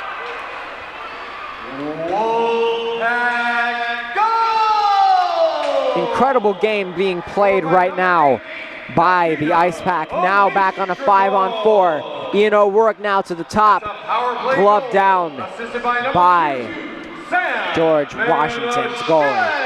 Banishevitz now with the goal and an assist on the night. Nikita Anis Tratov playing a huge game. Has a goal and an assist tonight. So they finally get up there on the power play as well. Mura getting an assist on the night as well. 18 seconds, third period. Mura keeps it in at the top. Ref needs to get out of the way. There's Anis Tratov again to the front of the net. Tried to body it down. Jadala tried to find a shot. Couldn't find anything in that corner. Jadala now sends it back over to O'Rourke. Now in an umbrella position. Jadala with the shot. Glove down by Astorga. Handling it is Anis Tratov. Just taking their time, trying to find the best shots available. O'Rourke sends it over to Mura. Mura tried to tap it down, missed it. George Washington will get the clear. Set all the way back down with 18:53 left to go. Ice Pack capitalized on their first power play of the night. They are now, I believe, 1 for 4. How many power plays we've had, we will find out in a second, but we know for sure they got their first power play goal of the night, looking for their second. Johnson not expecting the pass. Set back over to the front. Just fanned on it was Robinson. Robinson will try to find Johnson out in the slot. Johnson tries to work his way around to the front of the net. Kinney was trying to find a shot. Couldn't get anything there. Just whiffed on it a little bit there as it was crossing in front. Puck sent flittering back down. There's Ian O'Rourke. O'Rourke will now springboard up through the middle of the ice. Get around a few guys. AB level up Gold Star. Some joystick moves going on. O'Rourke now. O'Rourke tries to find the open man. Halko signals to send it up. Sends it back to Halko anyway. No luck there. Johnson now. Johnson with a quick shot. Glove down by Astorga. A little bit of a dump shot to try to get some players off to make the change. Yep. 3-2, George Washington. Now the Ice Pack mirroring what happened there in the second period, scoring very quickly, but they need another goal to tie this up if they want to see any sort of result other than a loss. I won't be surprised tonight, Logan, but if George Washington does walk away with the win, our player of the game might just end up being Astorga. He's had an outstanding night tonight. Really key when he needs to be. Jurkovic comes in, beautiful save. High stick on the play. Stopped. but Astorga has just made every save you could really ask of him. And that one shot by Anistratov couldn't really save right there. No, it was just a fantastic attack by the Ice Pack that wasn't really deterred by any of the Colonials' defense. Alfanzetti will win the draw. Sent all the way back. There goes Halko. Merchant now. Merchant will take care of it. And there's Cesarek. Cesarek now one of the proteges for NC State hockey. Cesarek is a player that hails from Raleigh alongside Brandon Stanley, who is not playing tonight. Jurkovic now. Jurkovic with a quick shot. Joey Hall looking sharp again like we were talking about, Logan. Joey Hall's been having an outstanding game thus far after that atrocious first period. First period is definitely one he'd like to forget. You take that away, and he's had almost a perfect game here today. And I hate to use such a strong word like atrocious. But, I mean, there was no other way. You gave up 3 goals in that first period. That's not easy to come back from. Joey Hall with another save. Back out in front. No, he's most certainly. There goes Sun-Oh Chung. Had the rebound there, couldn't get it. Working through the side is Freman. Now Wright. Wright tried to tip it out in front with Storer. Storer couldn't get that tip out in front. There's Halko. Sent flying back in. Costigan with great speed up the side. With the forecheck, can't win the race, and it is called with the icing. 16:42 left to go here in this third period. Zach Sawai here alongside Logan Ward bringing you live coverage of tonight's Ice Pack match. Take warning is branded all across the PNC Arena as the Hurricanes have walked away with their first 3-1 win. Wade Minter, of course, a huge fan of the Hurricanes. I mean, how can he not be? He does PA announcing for them. Joey Hall with the quick save. He's doing a great job with the pads down there. Joey Hall, we can't say enough. He is absolutely just, it's a tale of 3 different periods right now, as he has been absolutely stellar in the second and so far in the third. Eric Todd tried to chip it up. Crowd definitely becoming a little bit more sparse as the night has gone on. I mean, it is still very late at night as Alex Vedetta now will rush it up with Davis Hudson on the breakout, which is interesting to see. Rushes up the middle through the slot. Banashevitz on defense and Seppi on defense as well. This is a mind-boggling combination from Coach Mike Azilla right now. One thing that could be interesting to watch, Banashevitz with a good takeaway, couldn't get anything there. At the point, Seppi just over the net with an opportunity on Nistratov. Misses it. Mura at the back. Mura, that is offside, couldn't keep it in. But what I was saying before, Logan, Yes. you look at Coach Healy. He stepped in his first full season behind the bench for all the games this year.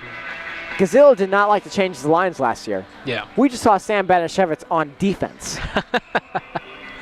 Yes, we A did. lot of good influencing. And in the end, the coaches don't matter that much. It's all in the players, but it's the culture, the tone, the matchups that these coaches set for these players that really set apart everything that they do. And Coach Gazillo has been with the team for the longest time now as Seppi rushes it back in. Seppi tries to find Banashevitz with the wraparound. Astorga had the pad covering the post. The goalie's best friend, as they call it.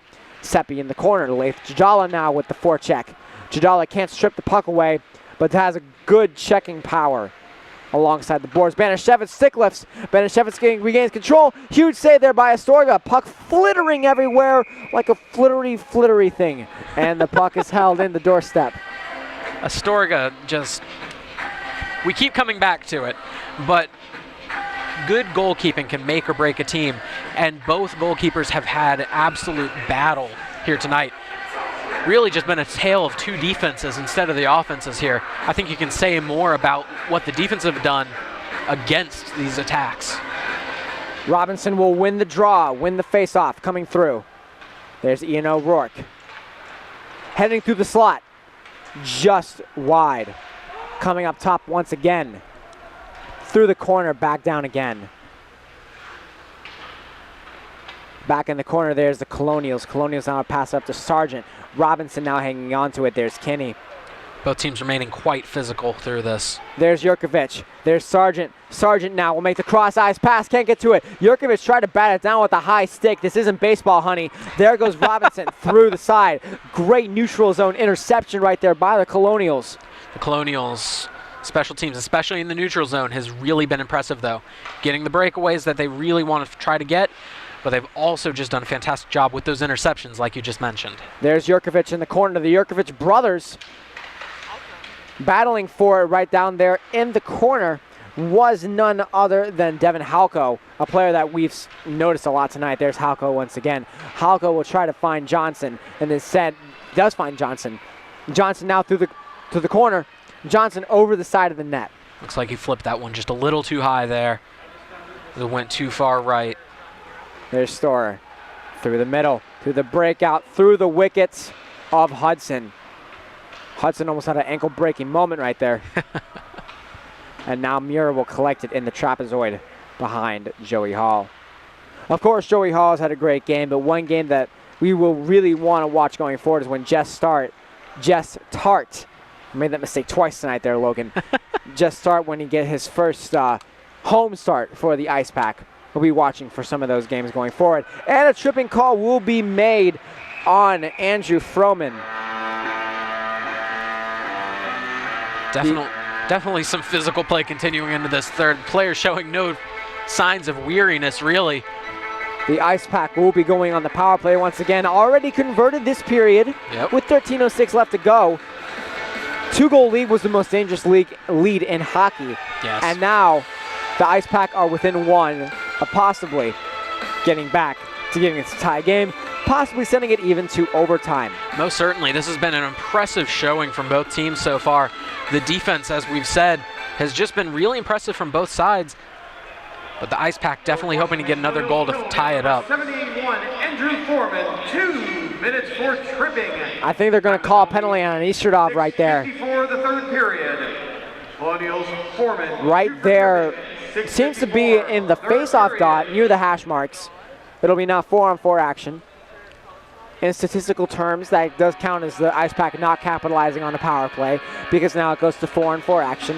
Yes. Matching penalties, offsetting, so it seems to be still a power play. Yes. A little bit of hustle and tussle up there near goaltender Alec Astorga. State still, Ice Pack still definitely needing to Astorga remove some of those penalties, though. Really playing counterpart to Joey Hall. Yes. Surprising for sure, because Joey Hall is famous for being a very undersized goaltender along with Alec Astorga, who's 5'9". Astorga coming from Canterbury School, played on the varsity team there. Eric Todd to the front, couldn't do anything about that. Hudson went in for the rebound, but it seems that Jadala was out in front. Jadala now will chip it. Todd will want to get it back there to Hudson, but they can't do it. In the corner, got 3 guys in deep. Jadala hanging on. Sam Banashevitz all the way back to Mura. Mura will send it, and George Washington will clear it down. Joey Hall with the collection will not touch it there. A little bit of interesting fact as well. In the NHL, as you can see down in the corner, there's 2 lines down there, separates into a trapezoid. The sections that are not a trapezoid, if the goaltender handles a puck anywhere that is not the trapezoid, it's a penalty. Really? But for most of these teams, they play on an ice where it does not have a trapezoid, so the penalties don't count in this league. A little bit of a fact that I've learned. Banashevitz has an opportunity. Pad save by Astorga. They can't solve him. Puck goes flying back. Despite not even being able to see the puck, Astorga still makes the save there. Hudson now flies it up. Mura now controls it. Banashevitz now will rush it in. Banashevitz in the corner. Banashevitz around to the front. Robinson can't get the puck off the ice. Jadala now trying to get it. Penalty's almost over. Robinson just absolutely whiffing there. Jadala now to the front. Miss it. There they go. There's Robinson. Robinson back to Hudson. Hudson now slowly coddling it. There's Robinson to the front of the net, trying to find a pinching Mura, who was trying to get to the front of the net. Mura to the high slot. Finds Johnson. Johnson with a filthy wrister. Hits Astorga. Wants goaltender interference. Won't get it. Gets back into position. Heading back into the slot, there's Jadala. That's Robinson, my apologies. Robinson now will send it flying back in. There's Powers now with the clear for the Colonials. No, and the offense from the Ice Pack just looking much more impressive here in this period. making Astorga at least work for his impressive showing here tonight. There's Kinney. Kinney now handling it up to Mura. We'll send it through. Robinson now will take control through the middle of the ice neutral zone. 3-on-2 if they hurry. Quick shot just wide. Many an ice pack shot tonight going wide right, wide left. They've just got to center it right there. Ian O'Rourke, team president, sophomore at NC State. Try to shoot that puck, goes over at the net. There's Halko. Will not hit the mesh. Puck stays in play. Johnson lost control of it, almost had that. Puck is cleared back out. Penalty needs to be over by now, but there's O'Rourke again. Neutral zone turnover, and it's sent flying back in. No luck there. Colonials will clear it out, and that'll be an icing with no deflection since the penalty is over.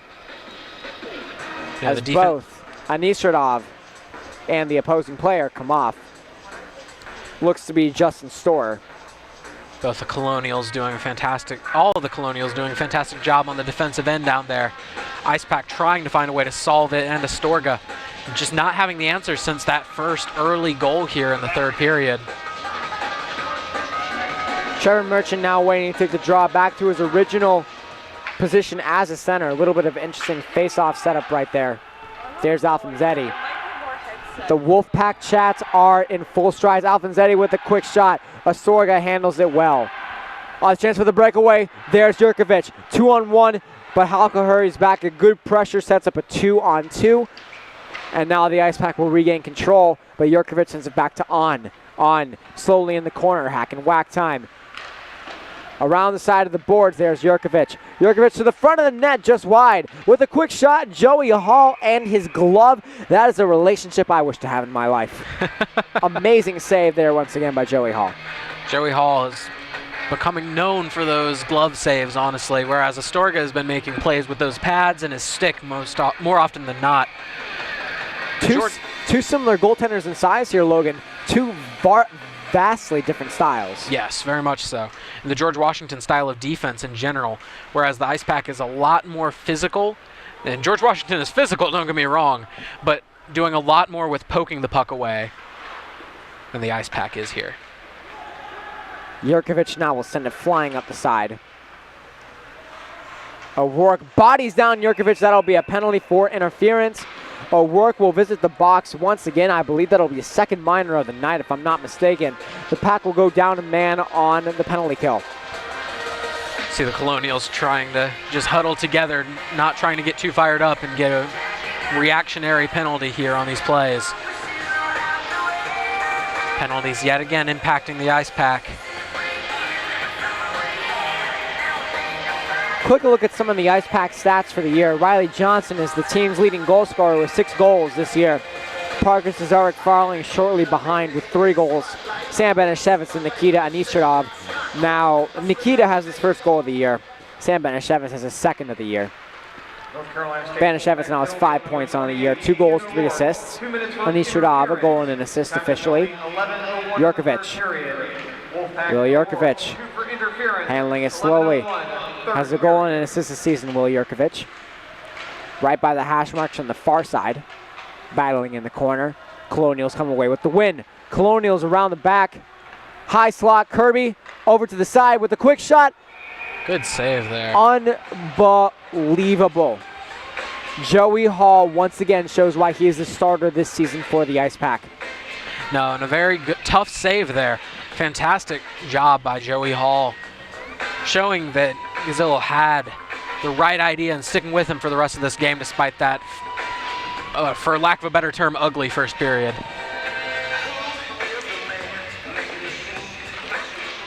Off the draw. Colonials will touch the puck first. They get the win. Behind the back, try to find a man in the open slot. Looks like that was Will Jurkovic, the team captain, just went wide. Will is looking for his second of the year in the goal department. Carrying forward is On. On finds Alec Jurkovic. Good clear by Devin Halko back into the neutral zone with Alfonzetti with speed. Alfonzetti will try to find a lane. Huge glove save right there by Astorga. Back into the corner. Merchant forechecking well on the penalty kill. Beats out a man. will not win the corner battle as the puck comes crashing back out. Alfanzetti will send it flying back in. 7:40 left to go here in the third period. Zach Sawaya alongside Logan Ward here. We want to thank you for watching this late. It's a late night for sure. As Banashevitz gets to the front, tries to find Jadala out in front. Jadala, what a save! Alec Astorga and the Colonials are happy about that. They're tapping their sticks on the bench for that one. Highway robbery. Where are the policemen? Someone please arrest Astorga. Astorga doing a fantastic job down there. Again, just using his body positioning to stop the puck from ever having a chance. A pretty good pass, honestly, across the middle right there for the Ice Pack. But Astorga just right there to stop them yet again. Banashevitz would sure like to get that pass off a little bit earlier for sure, as Jadala didn't have a lot of time to make something happen. But Jadala did show the skill that made him get on this team from tryouts. Going forward, there's Froman. Froman now trying to make a little bit of a silky move, but Mura, really good defenseman as well tonight. Impact player for the Ice Pack, Mura has been tonight. Registered an assist. Overall, strong defensive play. Tried to spring Banashevitz. That was Jadala, but no hope there. Now puck is controlled at the benches. There's Halko. Halko now through the middle. It is now grind time for the Ice Pack with just under 7 minutes left to go, down by 1. There's Kinney with a shot, and it is stopped by Alec Astorga once again. Tonight's match has been really spearheaded well by head coach of the Colonials, John Moynihan. Coach of the year last year. Obviously showing why he deserved that award. These players, their fundamentals are absolutely spectacular. And again, although the players deserve most of the credit, these coaches have done a fantastic job with these two teams right here. Seppi with the shot, Seppi tried to get Kinney to get the tip out in front. Not much luck there. Icing once again, but it was deflected. Icing will be waved off. Davis Hudson now behind the boards. There's Seppi. Body down by Varley. Going slowly through the middle. There's Johnson. Johnson rushing through the neutral zone, coming back through. Johnson will now try to fire a shot, glove down by Alec Astorga. Both teams remaining incredibly physical as this game goes on. Perhaps their fatigue showing a little bit more as they get a little less so here in this third period. But a fantastic game, especially a defensive match from both of these teams here. Defense has been important for sure here, Logan, and it's been really a competition of the two defenses between top line pairs. Cam Mazikowski and Ellis Rushford both out either due to injury or for ejections, while the Colonials still have most of their defense intact. There's Robinson out in front. Robinson can't tuck it in past Astorga. Again, Astorga's positioning just perfect for the stop right there. Johnson can't funnel it through, and there goes Sargent on the breakaway. Sargent, huge pad save by Joey Hall. Losing a leg pad right there. Looks like it was his trapper. Oh, apologies.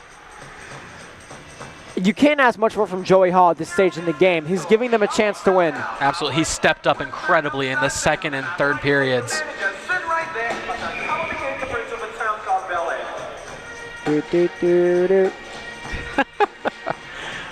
Players need to be getting into this music as well. Good hype up music. 5:35 left to go here. They really want to get this win as Froman clears it back into the Ice Pack. And Mura, a great job defensively for him tonight. Mura will win the corner battle, something that did not happen a lot last year, Logan. Mura will now try to dump it in. Astorga will now hang on to it. Looks like that just There's Alfanzetti with a quick shot. Just wide. That was Cesarek. Cesarek looking for his 4th of the year. There's Merchant. Merchant, who has a goal this year. In 2 games played against West Virginia. Games that they absolutely dominated. 8-2 in the first game, 8-1 in the second game. Just Hart. I got it right finally. Got his first win of the year. Joey Hall got his first win of the year in the first match. There's Cesarek coming in once again. Cesarek on the line with Alfanzetti and Merchant. Mura didn't pinch right there. He had the opportunity to make something happen. Nothing coming from him there. There's Alfanzetti. Alfanzetti behind the boards. Carefully handling it. There's O'Rourke. O'Rourke with the shot, dumped it in. No problem there for Astorga. One of the easier shots that he's seen tonight for sure. There's Sargent. You have to wonder how much fatigue is impacting this game right now. Fatigue is going to be a factor tomorrow night for sure after tomorrow night's tilt against JMU and then the 7 a.m. match against Navy. That's not going to be easy for anybody. No, playing 3 games in a row is rough, especially a night game followed by a morning game the next morning early on. Don't worry, Logan. I'm buying us both cough drops. Jurkovic now will send it forward, but Banashevitz with the good neutral zone interception. Banashevitz now through the side. A power move to the middle. Can't get through. In the trapezoid, a penalty will be called. Looks like the faceoff will be held. So they've knocked the goal out of place yet again. It will be on Astorga's right, the faceoff. Joey Hall looking towards Coach Mike Gazzillo. Coach Tim Healy, rather, for the pull. Healy doing a great job at his first game on the bench as a full-time coach. He did not travel with the team last year. We'll be traveling with the team this year. Coach Alex Rossetto is handling more of the goaltending issues for this team. Hudson now will send it forward to Banashevitz to the front of the net. And Istradov is right there trying to get that puck away. Halko misses an opportunity to try to get that puck. Joey Hall is way far out of the net right there. And Istradov battling against Jurkovic, an 8-on-8 battle. Hall would have been so lost in that play if it wasn't for the great defensive work of Halko. Jurkovic now coming back in. Huge blocker save by Hall. Rebound back out in front. Banashevitz now will rush it with Jadala. Jadala now tries to break through. Banashevitz to the middle. Banashevitz with the shot, and he scores! Sam Banashevitz to late Jadala with a huge, juicy rebound right out in front.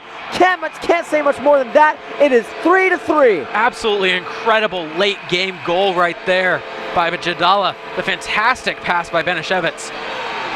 You really can't say much more about it. This game is all tied up with only 3 minutes and 13 seconds remaining here in the third period. That'll be Leith Jadala's second of the year. 2 in 3 games. That'll be Leith Jadala's 4th point as well. Sam Banashevitz tallies yet another assist. 6 points on the year. Is now second behind Riley Johnson. This is an incredible game, Logan. It's a lot of fun to watch. Definitely worth staying up this late for. There's Johnson. Johnson now takes control. Johnson to the side. Johnson with a shot, and it's stopped by Astorga. And he will hang on to that. IcePack trying to keep this momentum going. Let's see who else got the assist here, Logan. Looks like it was just Banashevitz on that play. Astorga couldn't do that much more, honestly, Logan. It was a rebound goal. That was a fault on the defense. Yes. No, and this IcePack team in the second and third periods especially has just been that much more aggressive. Robinson tried to find something right there. Couldn't get anything done as On now takes control. Puck goes off the ref. Seppi tried to chip it back in. The ref needs to get out of the way. Zebras are big, of course. Now carrying it back through. Seppi now. On. There's Powers. O'Rourke now will chip it back out. Won't be an icing if Robinson can hurry it, and he will. Gets to the blue line. Just misses it. Riley Johnson now. Johnson looking for his 7th of the year. Alongside his line mates in Robinson. Handling it back now. There's Seppi. Seppi now with a quick shot from the point. What a ripper! Just high there. A little bit high. Wolfpack chants are loud. It's a small crowd, but the voice can be heard. Definitely a loyal crowd out there. Halko now will send it back in. It's entirely possible this game will end in a tie. They do go to shootouts in the ACCHL. With a great interception by Alfonsetti. Alfonsetti now with a quick shot just behind the net of Astorga. Merchant will try to fire that puck right over to the boards. And they will not call a trip on that play. To the front of the net, Mura can't get to it. That was Halko, and there they go, on with an opportunity. Bodied by Halko. Physical play by both teams right here. Alfonsetti breaks through. There's Trevor Merchant. Trevor Merchant now will work alongside the boards. Loses it. There's Alfie. Alfonsetti now. Alfie as the teammates call him. Alfonsetti with the shot. Blocker save. Puck still loose out on the doorstep. It's still loose. And Astorga finally reaches it. Astorga abandoning his stick to try to make the save with his glove. $1:09 left to go here in the third period. Zach Sawaya alongside Logan Ward This could easily go to overtime here. I would not be surprised at all. Be a fitting end for this game, honestly, giving us another period of play here. Honestly, it's been an exciting game all around. Plenty of action here tonight at PNC Arena. Anisradov, Banashevitz, and Jadala. Ice Pack just losing that one. 2 first-years on the first line with Sam Banashevitz. Had to be somewhere. Surprising to see Eric Todd is now on the 4th line with the team. Cleared back out with 45 seconds left to go. There's Davis Hudson. Hudson through the middle. There's Jadala. Jadala, will he make something happen? The answer is no. In the neutral zone, puck cleared back in. Anisradov will go and try to collect it. Yurkovich, bodied down by Anisradov. The Russians sure love to be physical there. Banashevitz with the possible breakaway, can't quite get to it. Bodied down, and they won't call that. That was an obvious trip. Gazillo is saying things that we can't repeat here. Devin Halko right there with the physical defense, tripping Banashevitz. Jadala with there. a drop pass. And they're calling a bench minor. Well, I'm not sure if it was a bench minor. I think they're trying to sand Banashevitz off. No matter what, somebody's going off for a penalty. Yes. With Vedetta 8.9 seconds remaining here. Alex Vedetta will be taking a seat for the team. Vedetta has not registered a point yet this year. Been calling his name quite a bit, though, as he has been involved. A little bit confused. George Washington. George Washington will now take control. Going into overtime, being on a 5-on-4. Of course, they're going to want to take that time out. Absolutely. You got to get back together, just confer and make sure you're on the same page as you go into this overtime period, assuming nobody scores in this final 8.9 seconds here. As you can see, the players are eagerly listening to Coach Gazillo. Little motivational speech going on. Ian O'Rourke taking the message to heart here. Even some of our cameramen here are getting excited from this pep talk. Excited to see what the Ice Pack and Colonials can draw up here. Looking to see exactly what they can try to do here.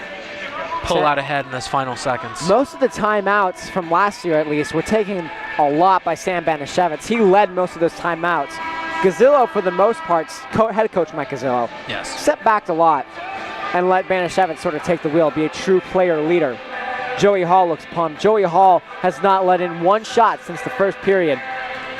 Now has 5 goals against on the year in 3 games played. That's just under 3 goals a game, which is better than his career average. But you have to imagine, he just got settled in here at PNC.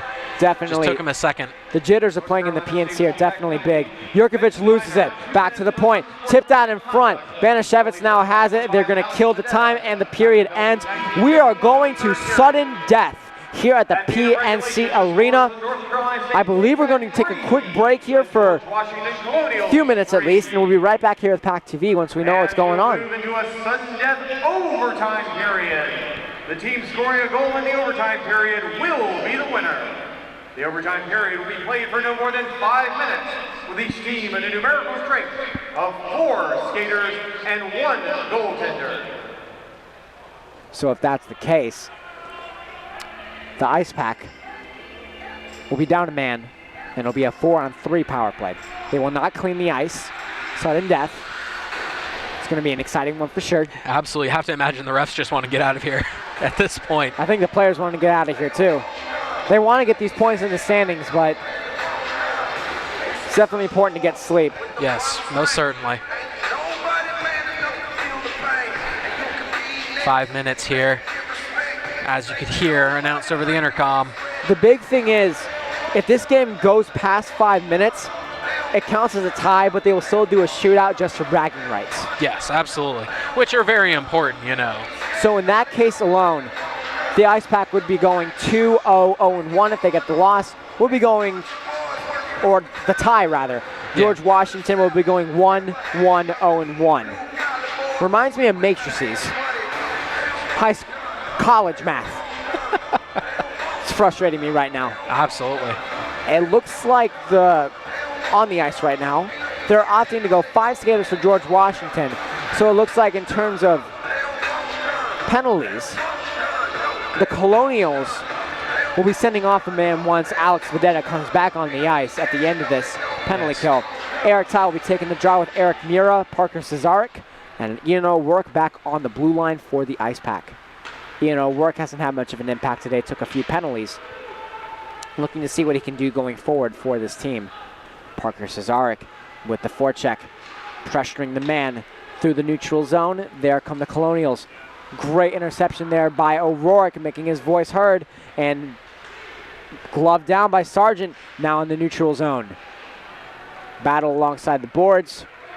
Coaches don't want to get involved right there. They want to make sure their suits are nice and tidy. Absolutely. We'll be talking with Coach Gazil in length about his attire for this season. Talked about it a little bit last year. Seems to enjoy a lot of the fall colors in the fall as expected. And now Jurkovic. Jurkovic at the point. Kirby with a shot. Pad save. Rebound just over the top of the net. Joey Hall really doing well. Helmet comes flying off of Jurkovic. In that case, I don't think they would have stopped the play. It's usually the goaltender when they stop the play. Yes. Unless the net came off the moorings. Unsure exactly what happened there. Helmet might have just been on a little loose. There looked to be a collision between him and Hall down there.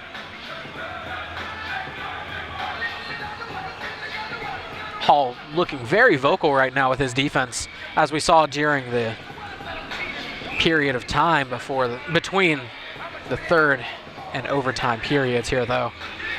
There's a very tough way. There's only so much that, a goaltender can do. So he has to alert his defense about what he can and can't do for sure. Colonials now have it. Taking a slip was O'Rourke. Fatigue definitely having it. Kirby taking a shot, glove down by Hall. Fantastic save right there. Really holding his team in right now is Joey Hall. If his glove hadn't been right there, this game would have been over. Trevor Merchant now heading off. Enough can't be said about how Joey Hall has played since this first period. It's interesting to see the combinations. They got Kinney, Johnson, Hudson, and I believe that's Halko in the back. Their store. Kirby now. Drop pass to Jurkovic, goes outside of the blue line there, now back in the neutral zone. Sent pressing forward, there goes the Colonials. Colonials looking to get their second win of the season. Ice Pack their third. Colonials just trying to slow it down right here. This, of course, the first point play game for the Pack this year. There's Jurkovic. Jurkovic, a little bit of a dump and chase play for Sargent. Sargent now will send it up to the other Jurkovic brother. There's Johnson. Johnson with a chance to end it all. Will he do it? Johnson, will he get his 7th of the year? Yes! The game is over. Riley Johnson with the win. Superman Johnson. We're going to be saying that a lot this year. 4-3 finish. They pile on top of him. Ladies and gentlemen, that's the game. Absolutely incredible shot there by Riley Johnson. This game is over with 3 minutes and 16 seconds left in the overtime period. Riley Johnson just putting this away. A horrible, horrible misplay coming from the Colonials allows for Riley Johnson to get the quick pinch to jump up the side and get the final goal here, Logan. Our player of the game, the OT winner, Wolfpack Outfitters player of the game, Riley Johnson. I can't say that enough. We're going to make sure we talk to him after this game. What an outstanding goal from Riley Johnson. 4-3 after several different penalty issues throughout this game. The Ice Pack came back on top. Celebratory handshakes going on right now for both teams.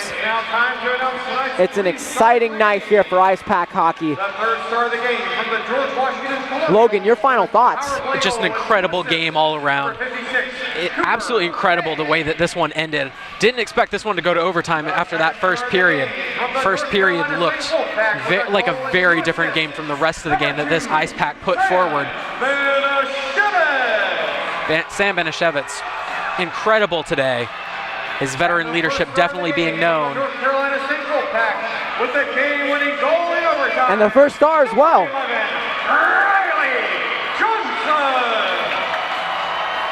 Riley Johnson doing a spectacular job with that final play right there. Nikita Anistradov looks to be the most animated player out there right now. Very excited about this win. Absolutely thrilled with this win. We'll be right back, me and Logan, with a little post-game report shortly following this break right here on PackTV. Heartbreaking first period here for the Ice Pack. Washed away entirely. 3-goal comeback to win in overtime, short-handed.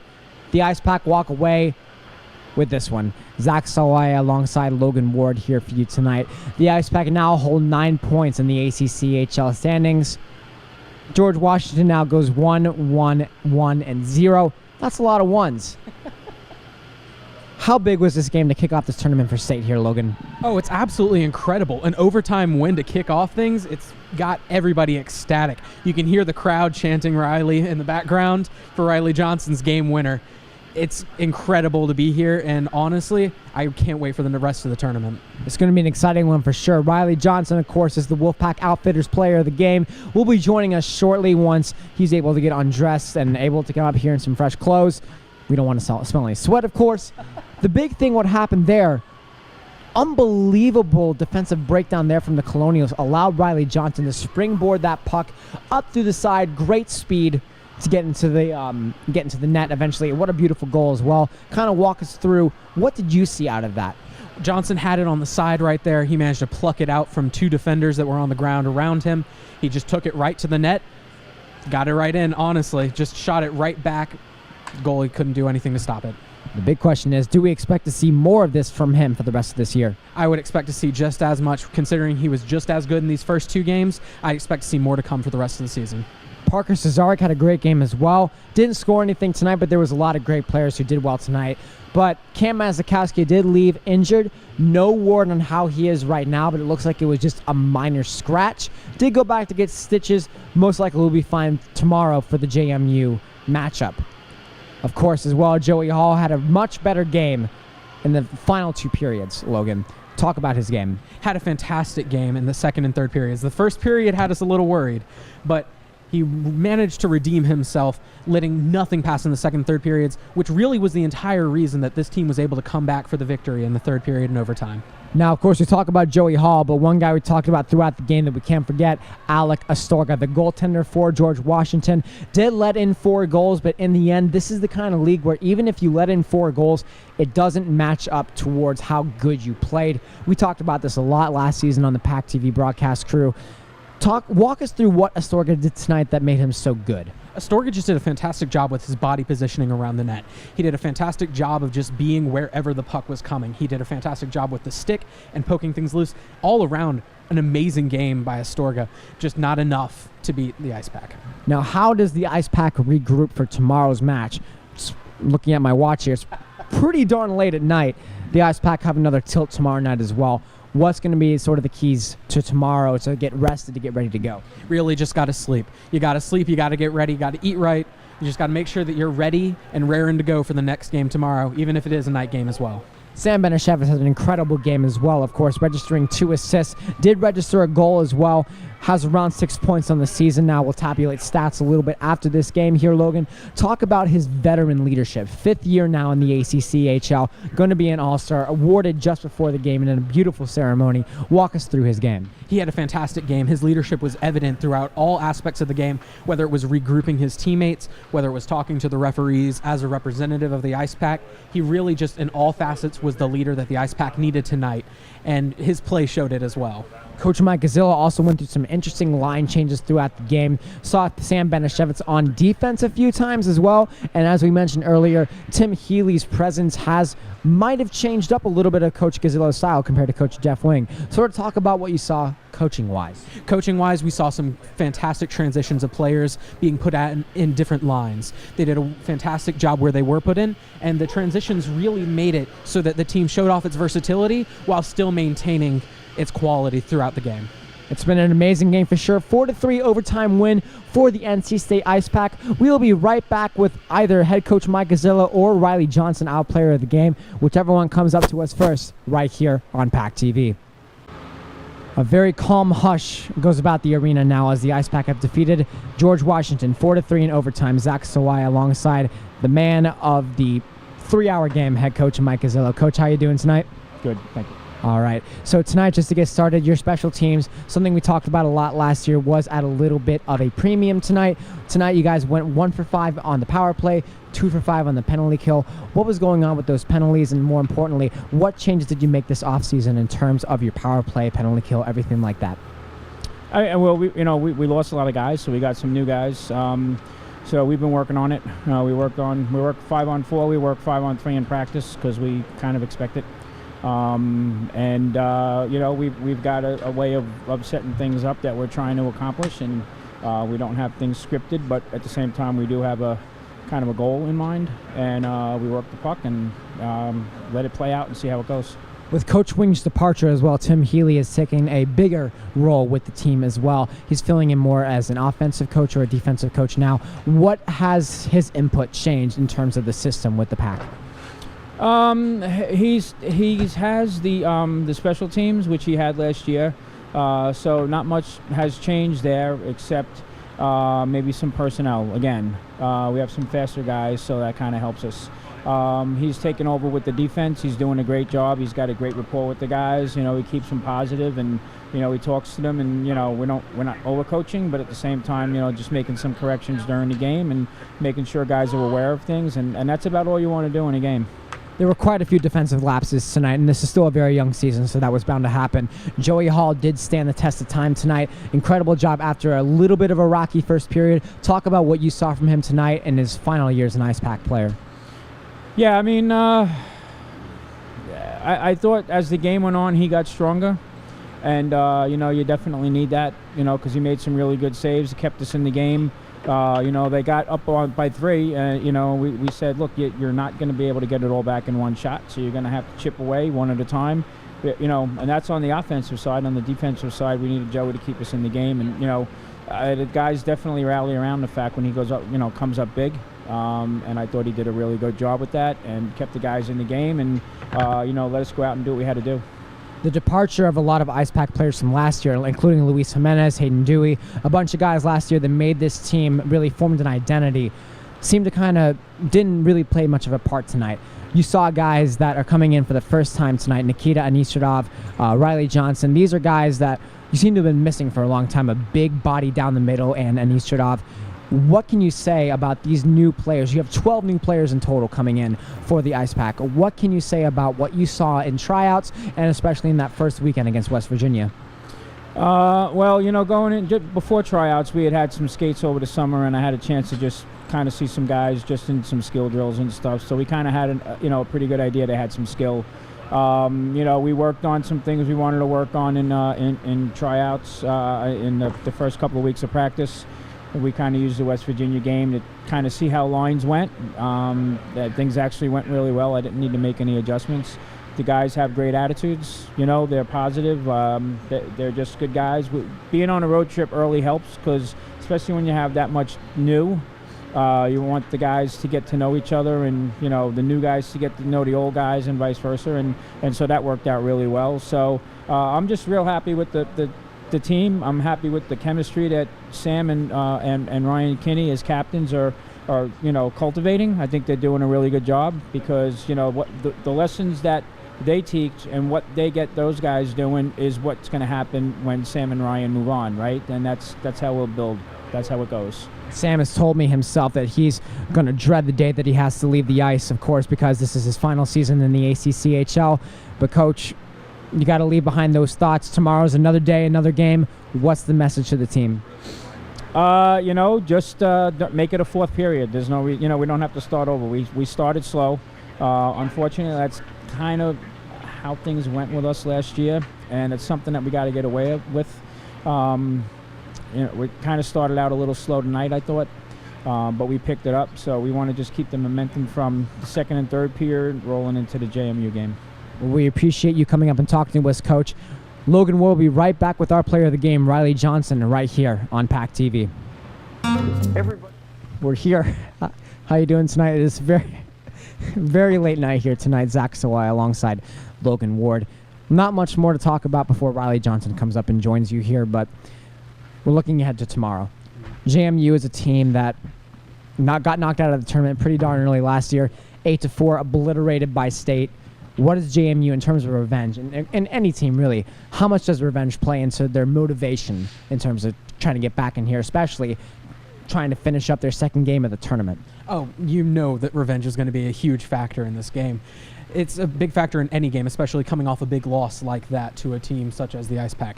So you know they're going to be coming in here with a vengeance and a fire and just a will to win however they can. State also will be trying to win the Stephen Russell tournament with their first game in the books. If they can get all 3 wins, depending on something about the goals or the points getting, they will actually receive a trophy for the win. They won the tournament, I believe, 4 years ago, if I'm not mistaken. I may need to double check on that, so don't take my word, but we will figure it out for you. Fill you in tomorrow on that. But in terms of winning the tournament, meaningless, or do you think it's a little bit of a motivational factor going forward? Oh, it's a huge motivational factor, but it's especially not meaningless to competitive play too, because you can still say it's bragging rights, especially you won the tournament, but also it's an aspect of how you played, and winning the tournament means that you really were the best team in that tournament. So I wouldn't say it's meaningless, but definitely every game is important. Tonight as well, we talked about this a lot earlier. Me and Coach Gazzillo talked about this. You had a lot of guys leave last year, but didn't seem like that tonight. Everyone just seemed to flow. And like I was talking about with Coach Gazzillo, Nikita Anistradov was a guy that it seems like the Ice Pack have been missing for the longest time. A big-bodied center down the middle. Gives Sam Benishevitz a lot of room. What were your thoughts on Anistradov, Johnson, a lot of these guys that are brand new coming into tonight? They were all key players, and we mentioned their names several times throughout the broadcast. But they all had their pieces to play. They all made spectacular passes, a couple good plays just in general on defense. And just in general, an all-around good game from all the newcomers. All right, Logan, we appreciate it. Logan will be right back with our player of the game, Riley Johnson, right here on PackTV. Welcome back to PackTV. I'm Logan Ward, joined here by Riley Johnson, our Wolfpack Outfitters player of the game. Riley, what really changed between the first, second, and third periods today out here on the ice? Yeah, we came out in the first kind of slow, just choppy, and everybody's trying to do everything for the fans because we're in the PNC Arena and doing all that. But then we got our legs under us, started throwing some hits in the second, stayed out of the penalty box, and I think that was the major thing, is focus on playing them 5-on-5 because they couldn't play with us 5-on-5. Absolutely. And scoring that last overtime goal that really sealed the game away, what was going through your mind in those final seconds when you plucked the puck away and just put it back in the net? Oh, yeah, I was excited. Obviously, when it hit my skate and I look up and nobody's in front of me, I couldn't be more excited for that. And then the goalie beat me to the post, so I got nervous, but then I pulled back and saw I got the shot off, and I was excited when I saw the ref's arm go. So, yeah, I can't complain. All right, well, thank you very much for joining us. I'm Logan Ward from PackTV. On behalf of me and all the crew, this has been PackTV, bringing you into the pack.